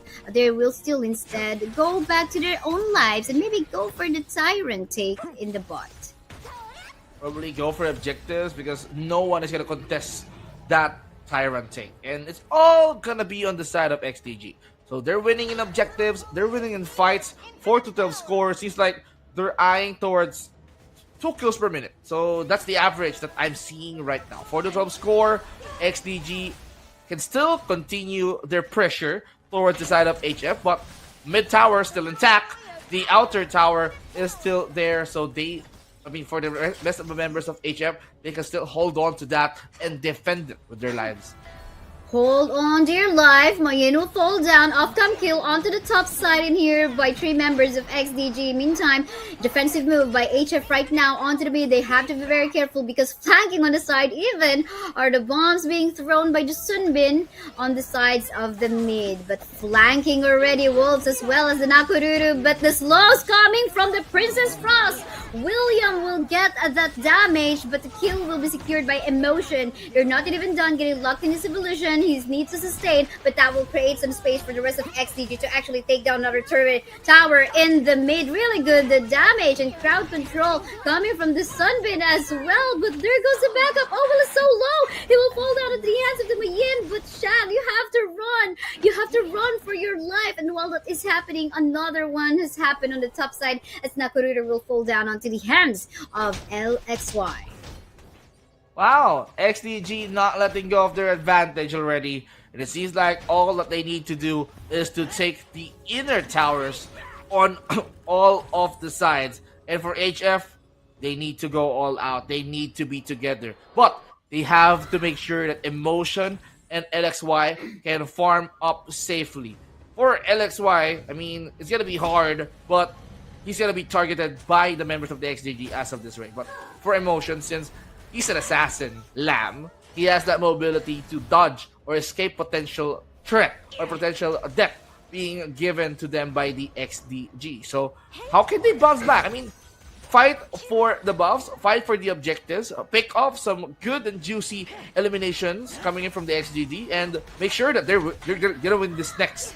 CC connecting by the Lucian, but is already not having a good life right now. But one member will fall to them onto the hands of the D-Renji in here. Even an objective take coming from XDG, but flanking on the sides. Look at that slows and CC's as well. The members of HF are falling down. D-Renji will fall down. However, Shang will still pay for his life. Now it's just William all alone, flashing away. But seems like that is not enough, and that is a wipeout by Team XDG. They're definitely going to be going for the take on the towers, on the mid, and even more jungle camps and objectives.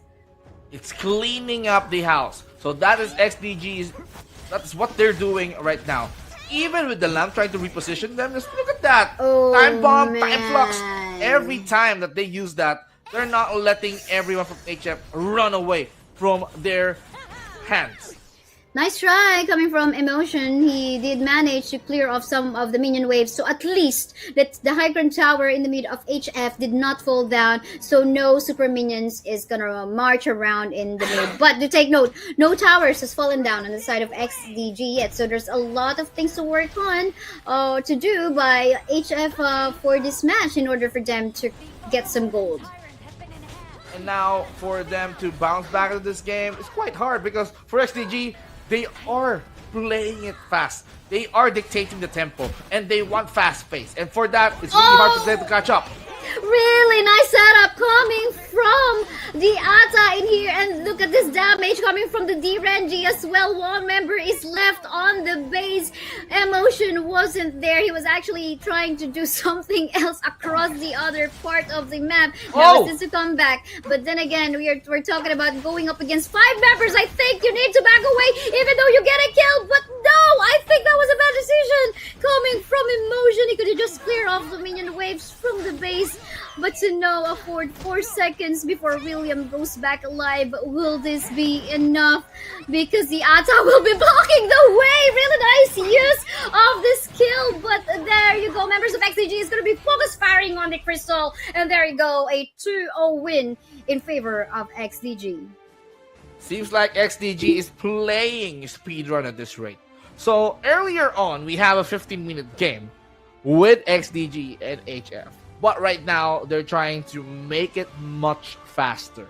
So in less than 15 minutes, around 10 minutes, XDG secured that win. And how many kills, how many eliminations did they got from that fight? I mean, just look at that summary. Dealing 27 eliminations, or 27 kills right off the bat. So this is quite insane. And for Wolf, dying 4 times in that fight, that means even HF is trying to dance to the tune of the XDG. They are trying to catch up with the high pace that they're setting up, but still, it's way too fast because of the Yes. Sunbin. And Yes. hoping that Sunbin can be, put back into the banned prison because of how effective and how annoying he was. Yes, then again, we talked about even during the draft, three movement speed from the three sources of movement speed from this draft, Sunbin, Nakoruru, and as well as the U1 from the side of XDG. So definitely they can rotate all over wherever they want. And surprisingly though, Ayano Koji didn't much have that huge team fight participation as well as the D-Renji. It was mostly definitely the Sunbin as well as the U1 roaming around the map together with the Ata, going for pickoffs and all that. But then again, nice try. LXA definitely wasn't so happy about. I think he did not get any kill from that particular match. But let's take a look at the MVP of the game. MVP from the game is definitely going to be awarded to a wall who provide a pretty good sustain from that game. 14 assists, 7 kills, and only dying once. That is Owl's main priority, and that is to provide heals while providing an insane amount of damage. Just look at the damage. 65.4k and just for like 10-11 minutes. That's way too high damage output coming in from a wall. And just look at the gold. He doesn't even reach like 10-12k, but the damage output is way too insane. For a wall, he is going to be the MVP of this second game. And for the entire XDG, it is a match point. Definitely match point already. They just want one more. Maybe they're trying to, because from yesterday, they had to wait like 3 more games to finish, 3 long games to finish before they can play again on the second round, Team XDG. So it seems like XDG is really on a sprint right now. Seems like they want to finish this one and become the first champ. But we'll see if Team Have Fun will actually let that happen, because we do know that there is still what we call the reverse sweep. We'll have to find out. And yeah, that U1 did connect lots of his stuns. I mean, this is AoE damage we're talking about. AoE sustains, AoE heals as well, and of course, the around the an area of effect for the stuns as well. So I think Owol did utilize the U1 so well. But again, that is a team effort. I guess they pretty much capitalized on the utilities of all their heroes in their picks. So I guess a good job coming from XDG. Now, this is what we wanted to see. From those 2 games already, how did HF take notes after that 2 straight losses? I hope that they are trying to at least figure out how are they gonna weaken the lineup of the XDG, because the way I see it, once that they got their hands on their key heroes like Nakoruru, Yuan, Alain, well, it's gonna be unstoppable. It's gonna be hard for them to, deal with them. But, in order for you guys to be more and more active, just make sure you scan this QR code right here. You just have to scan it and join the Clash on Air community. So, with there, you're gonna be seeing a lot of news. You're gonna be finding players and teams, and you can join the Clash on Air Cup Season 2 because it's gonna be announced there on what's gonna be the next one. I mean, look at this. We're almost at the end of the Season 1, and they're already looking forward for Season 2. That's insane. Yes, this is a good, it's not just like it's a good training ground basically before you even get to that official launch in our official servers. But yeah, you get all those experience for every team's participating in here. And then again, if you're wondering as to where the battle for third is happening, it's going on off stream. Later on, we're going to show you the updated bracket before we close the stream. But then again, we have yet to finish this best of 5 match. The prize pool of this tournament is 600 Malaysian ringgit converted to Philippine peso. That is around 7,200, and in US dollars it is 127. First placer up to fourth placer will take home a share of diamonds as well as star stone for each player. So this is definitely not bad because everyone from top 4 will get a share of these prizes. Now it's just a matter of like who's the toughest, who's the strongest, and whoever becomes a champion from season 1 definitely has to be beaten out from season 2 onwards. I'm gonna be excited on how are we gonna conclude this night. HF, will they have to do a reverse sweep in order for them to upset the entire XDG, or will the XPG say no to that? Okay, we still have the advantage. We have the wheel. We're on the lead, so we're not gonna let you take the lead. We're gonna be finishing this off. So a lot of possibilities can happen, and I am looking forward to the exciting part, and that is HF bouncing back from this game. And let's see what can they still bring in the table. What can they remove? What can they use up against XDG at this rate? Because for them, for XDG, seems like mobility, objectives, sustain is their getaway for each and every fight. Yes, that is their formula, and it's not even a secret anymore. They have been showing that, I mean, all of their games have been streamed from start to finish, so I think it's a good way for us to learn a lot about XDG team. It's no excuse that, oh, this is the first time that we see them or getting matched up against them, but, you know, if you actually do your homework, you get to know how they play, what is their play style, what are their favorite heroes, what are their comforts. It's just so the problem is that Demon Lover has a lot of heroes in his Clash lane, so like whatever you ban, he still has something. A while ago he was even choosing between Ata and Sun Tzu, so but then again, you know, it seems like 4 bans is not even enough to ban out all of the heroes of Demon Lover.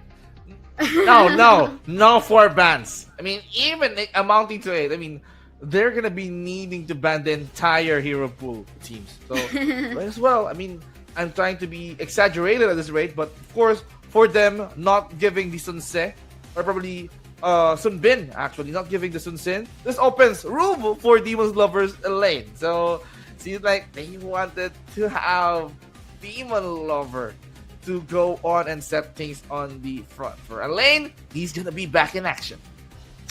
Definitely back in action, and I'm sure Demon Lover is loving that.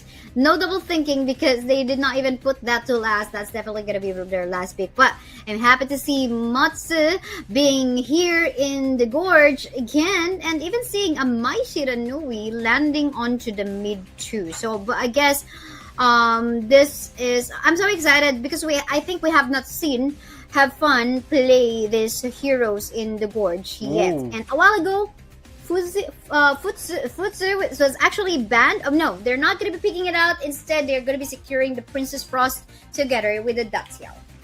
I'm invested. I'm invested with the Fuzi, or how do you say that again? I love the Futsu. Chinese accent. Yeah, I mean, I'm practicing, you know, Futsu. like What's like when you see as ZY instead of say because in Filipino we say it's Z, or in American English, right? But in Chinese, like you say it's Futsu. right? So we gotta practice on that one, even though we're getting it wrong. Motsu, like mozzarella. I'm just kidding. Getting hungry. I agree.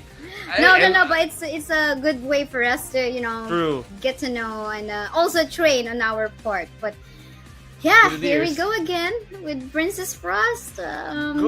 Going back to my point, I mean, seeing Futsu being hovered by the members of the XDG, we've seen this before. I mean, Dashao, Futsu trying to go for a split push, he's capable of that. And of course, they realize that, okay, no Fuzi, no Futsu, we're gonna be banning that out. So you know how scary that attack speed monster of a Clash laner Futsu is. Now we see why they banned out the Futsu, because they're going to be picking out the Marco Polo, so they definitely don't want that to be in the Gorge. Being hovered a while ago was the Wang Zhong. There we go. Wang Zhong. Because before we were saying Paul. Wang Zhong. Here we go. The Wang Zhong was hovered a while ago. But yeah, I was scared of that one because he's not very mobile. I mean, they've got a Mai Shiranui and a Byron in here, so I guess Wang Zhong is not going to be a wise decision. So I think Fang is definitely much better. I love Fang as well, actually, in the jungle, but they want to add more layer of sustainability in here. So instead, they're going to go for a Musashi jungle and putting that Fang onto the farm lane. And of course, we do know that the Fang is very good in pushing towers with his kill kit. So I think Have Fun needs to be very careful in letting the Fang go alone in the lane and go for pushes. Jungle Yuan. Okay. Something to break the method that we're seeing currently. So, Yuan on Clash on Air Cup is being utilized as a mid hero.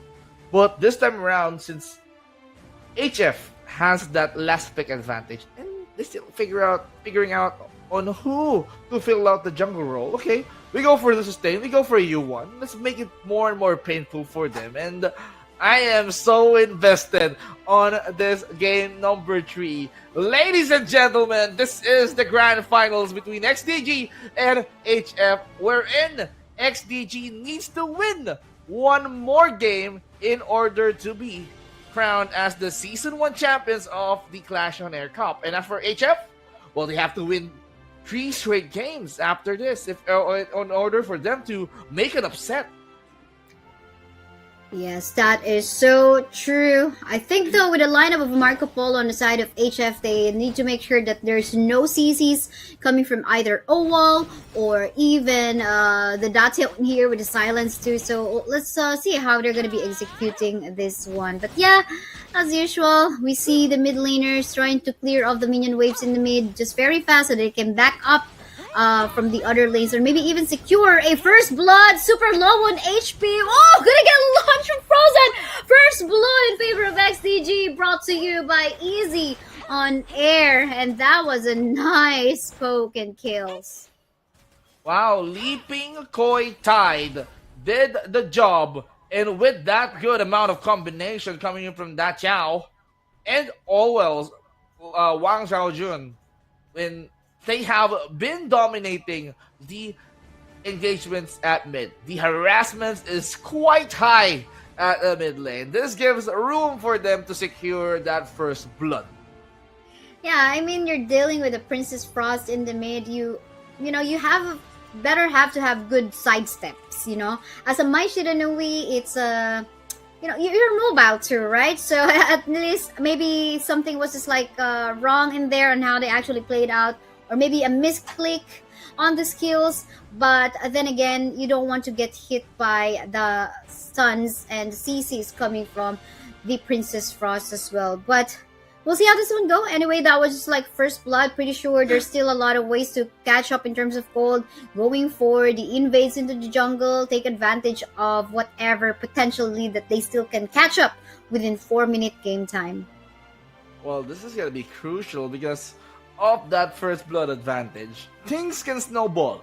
Things can go in their favor, and probably XDG will be having a good early game. And for HF, for Have Fun, they wanted to stop that momentum that is slowly building.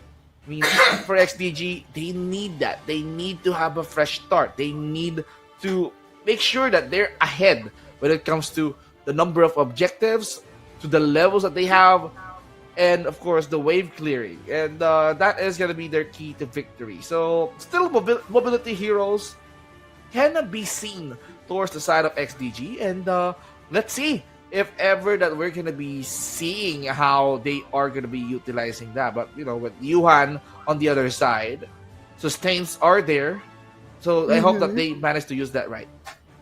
Yes, for sure. We'll basically just definitely have to see the execution of these teams. But let's go back into the game. Let's see what is going to happen in next. This time we see a super low Princess Frost this time.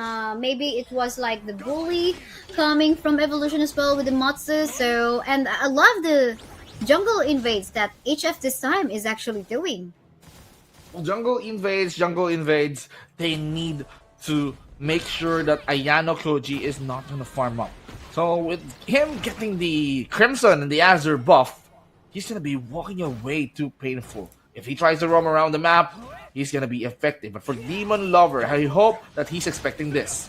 We can see a lot of members from the side of HF right now up top. Super low 1 HP is Demon Slayer, but for sure, ooh, look at that stun. It will connect, but there goes the backup coming from Ayano in here, clearing off the minion waves, shoving away the members of HF, and they will be successful.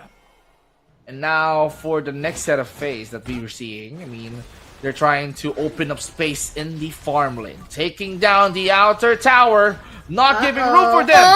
Oh, look at that, getting frozen to bits with the damage. Blade Storm coming from Wolves, even dealing a lot of damage coming from the tower as well, and even utilizing the lovely kit of this Datiao. I mean, okay, for have fun, I mean, XDG says that, okay, you can go pressure Demon Lover all you want, but we're going to be doing the same thing at the bottom lane. We're going to be winning the farm lane because of the Dachao providing a good amount of teleportation towards his teammates. He is clearly dictating the pace on this early game, and Evolution doesn't know this.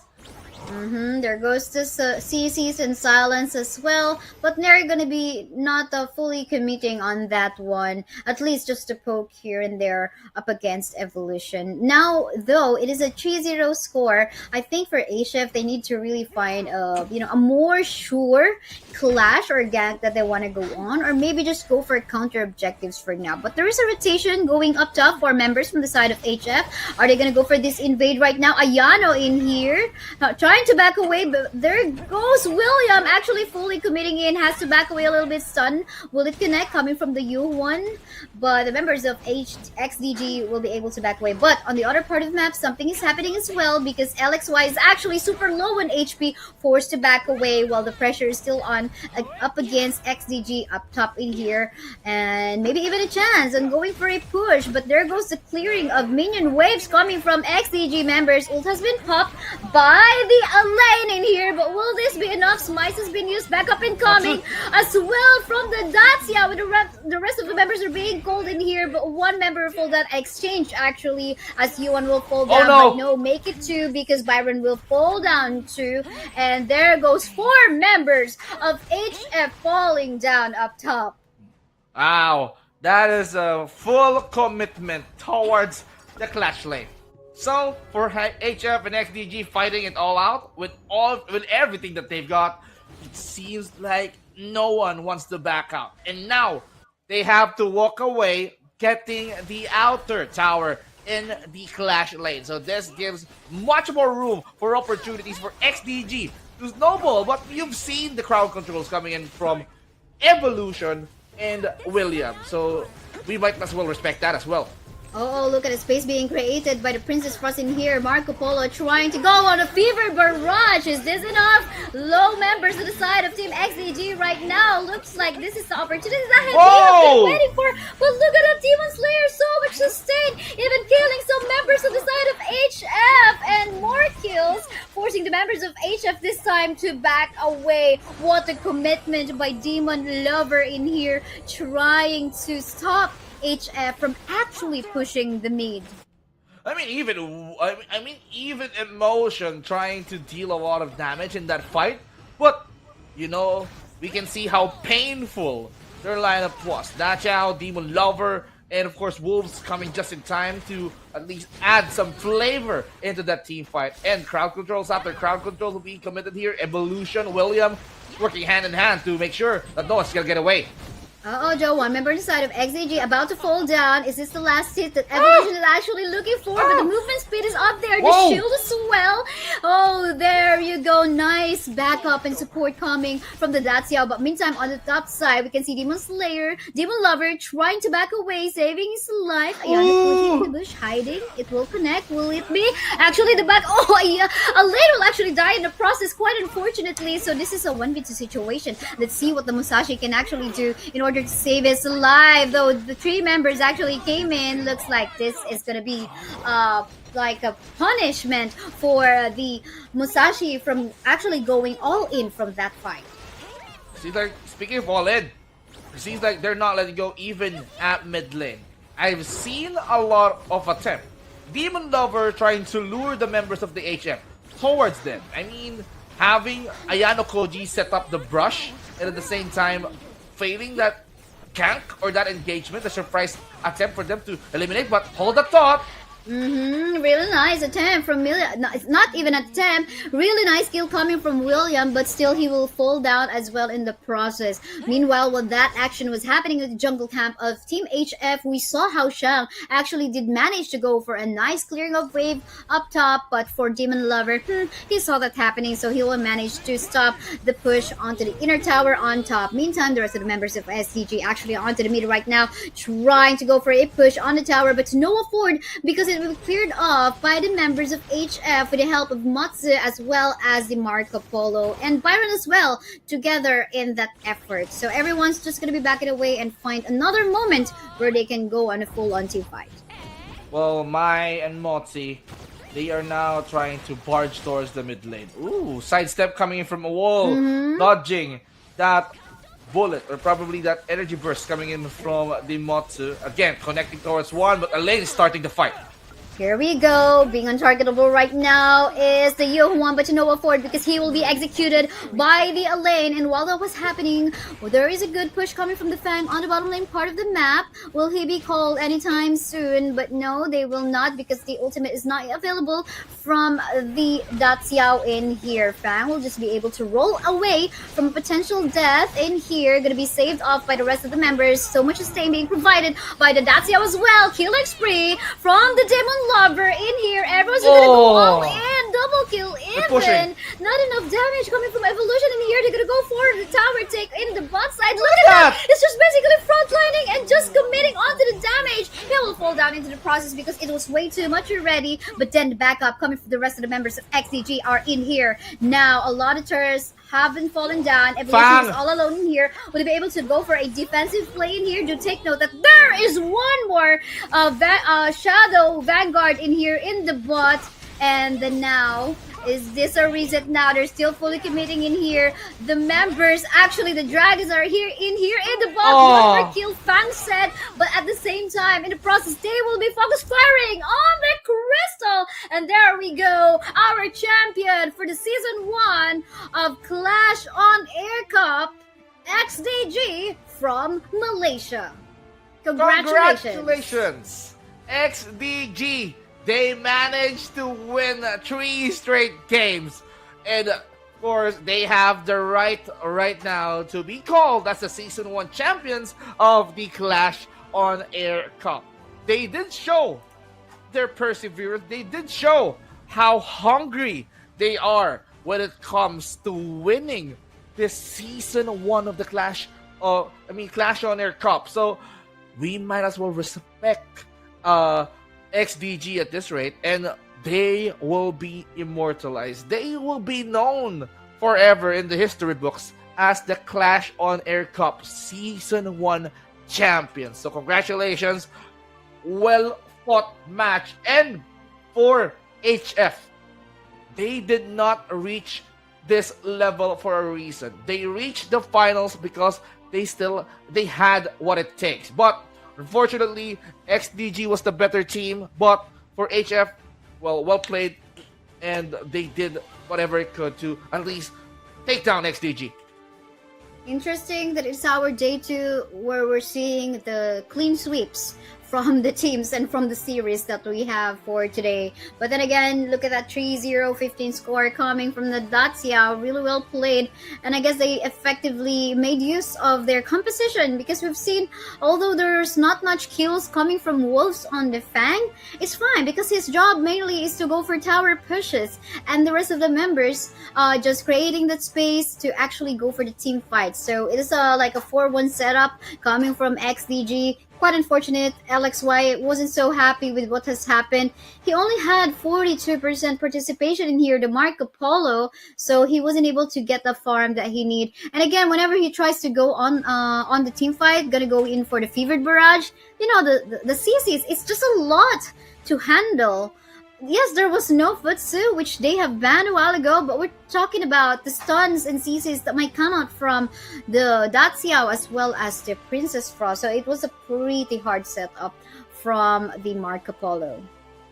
Well, that is indeed our grand finals, and we all know the best mix that we can see on this tournament. And of course, the heroes that they utilize here will be remembered forever. And for the efforts of Juicy Yumao as the Dachao, as the playmaker for this game number 3, 15 assists, 3 kills, and not even dying a single time, with a damage amounting to 37k. But she or he provides a good amount of support towards his team, leading them to a victory, leading them for a trophy. Ladies and gentlemen, Juicy Yumao is your MVP. So, congratulations, Juicy Yumao. You did it for your team. Congratulations indeed. And again, congratulations to the whole XDG team from Malaysia. They are the very first champion here in the Clash OnAir Cup.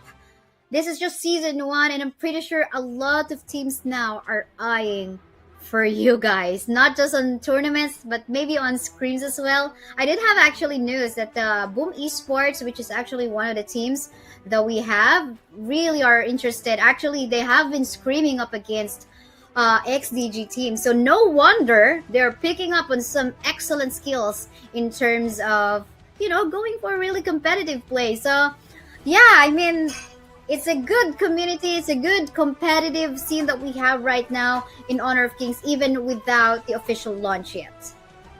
And that is our final bracket. Extraction, on the other hand, they have won the battle for third. And for them, being third place, congratulations. But for the Acer Highness, okay, not bad, because they still make the top 4. They're still going to be having their fair share of the prize pool. But for XDG, actually marching towards the grand finals untouched. Or probably, they lost one time. And that is, we've witnessed this from Death. Actually, that deciding moment that they almost won that fight. And then Death pulled out some sneaky mid-push to end that. So, XDG, they might be winning that finals, but seems like Death managed to at least cleverly made an upset towards the XDG. But still, for XDG to manage to at least get some 3-0 victory, they deserve that trophy and they deserve that recognition as the Season 1 champions of the Clash OnAir Cup. But for HF, ending in second place, well, congratulations as well, because, making it to the grand finals, they need to put a lot of work. And for that work to pay off, it was well received. And history in the making, ladies and gentlemen. Glad that you're with us into this history in the making. So, having to see that bracket, come on, let's start the Season 2 right now. Yes, that's true, and it is going to go up anytime soon, so make sure you scan the QR code down below in order for you to join our Discord and be on top of the news as to when Season 2 is going to happen. And at the same time, connect with fellow Honor of Kings players, connect with us. You can find your screenmates in there, or maybe you want to look for players or teams. You want to form your own team in preparation for Season 2. So I think that is the right place for you to connect with other fellow Southeast Asian Honor of Kings community members. So yeah, that was an amazing tournament. That was an amazing feat and showing of different usage of, skills and heroes, even with after the patch ongoing earlier today, wherein me and VinZG has yet to install in our mobile devices. So yeah, I had fun. Overall in Clash OnAir. I guess before we close this one, we're gonna close this with I don't know, VinZG, if you want to do shout outs or call outs to anyone, maybe invite our viewers to your socials as well. Okay, since this is the final time, or this is the last moment for Season 1, might as well invite you guys to at least follow our socials: VinceG, Kaisaya, Facebook, YouTube, TikTok, X, or probably Twitter.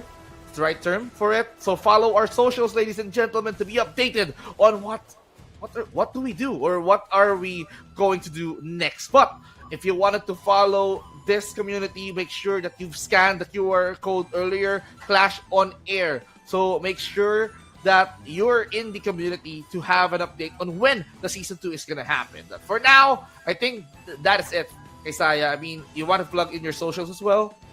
You said it already, so I guess just follow us, BZG and Kaisaya. So that's it. Don't follow Clash on Air as well as Easy on Air. But for the meantime, we're gonna bid you good night and see you guys in the next tournament. Kaisaya and BZG signing out. Good night. Night.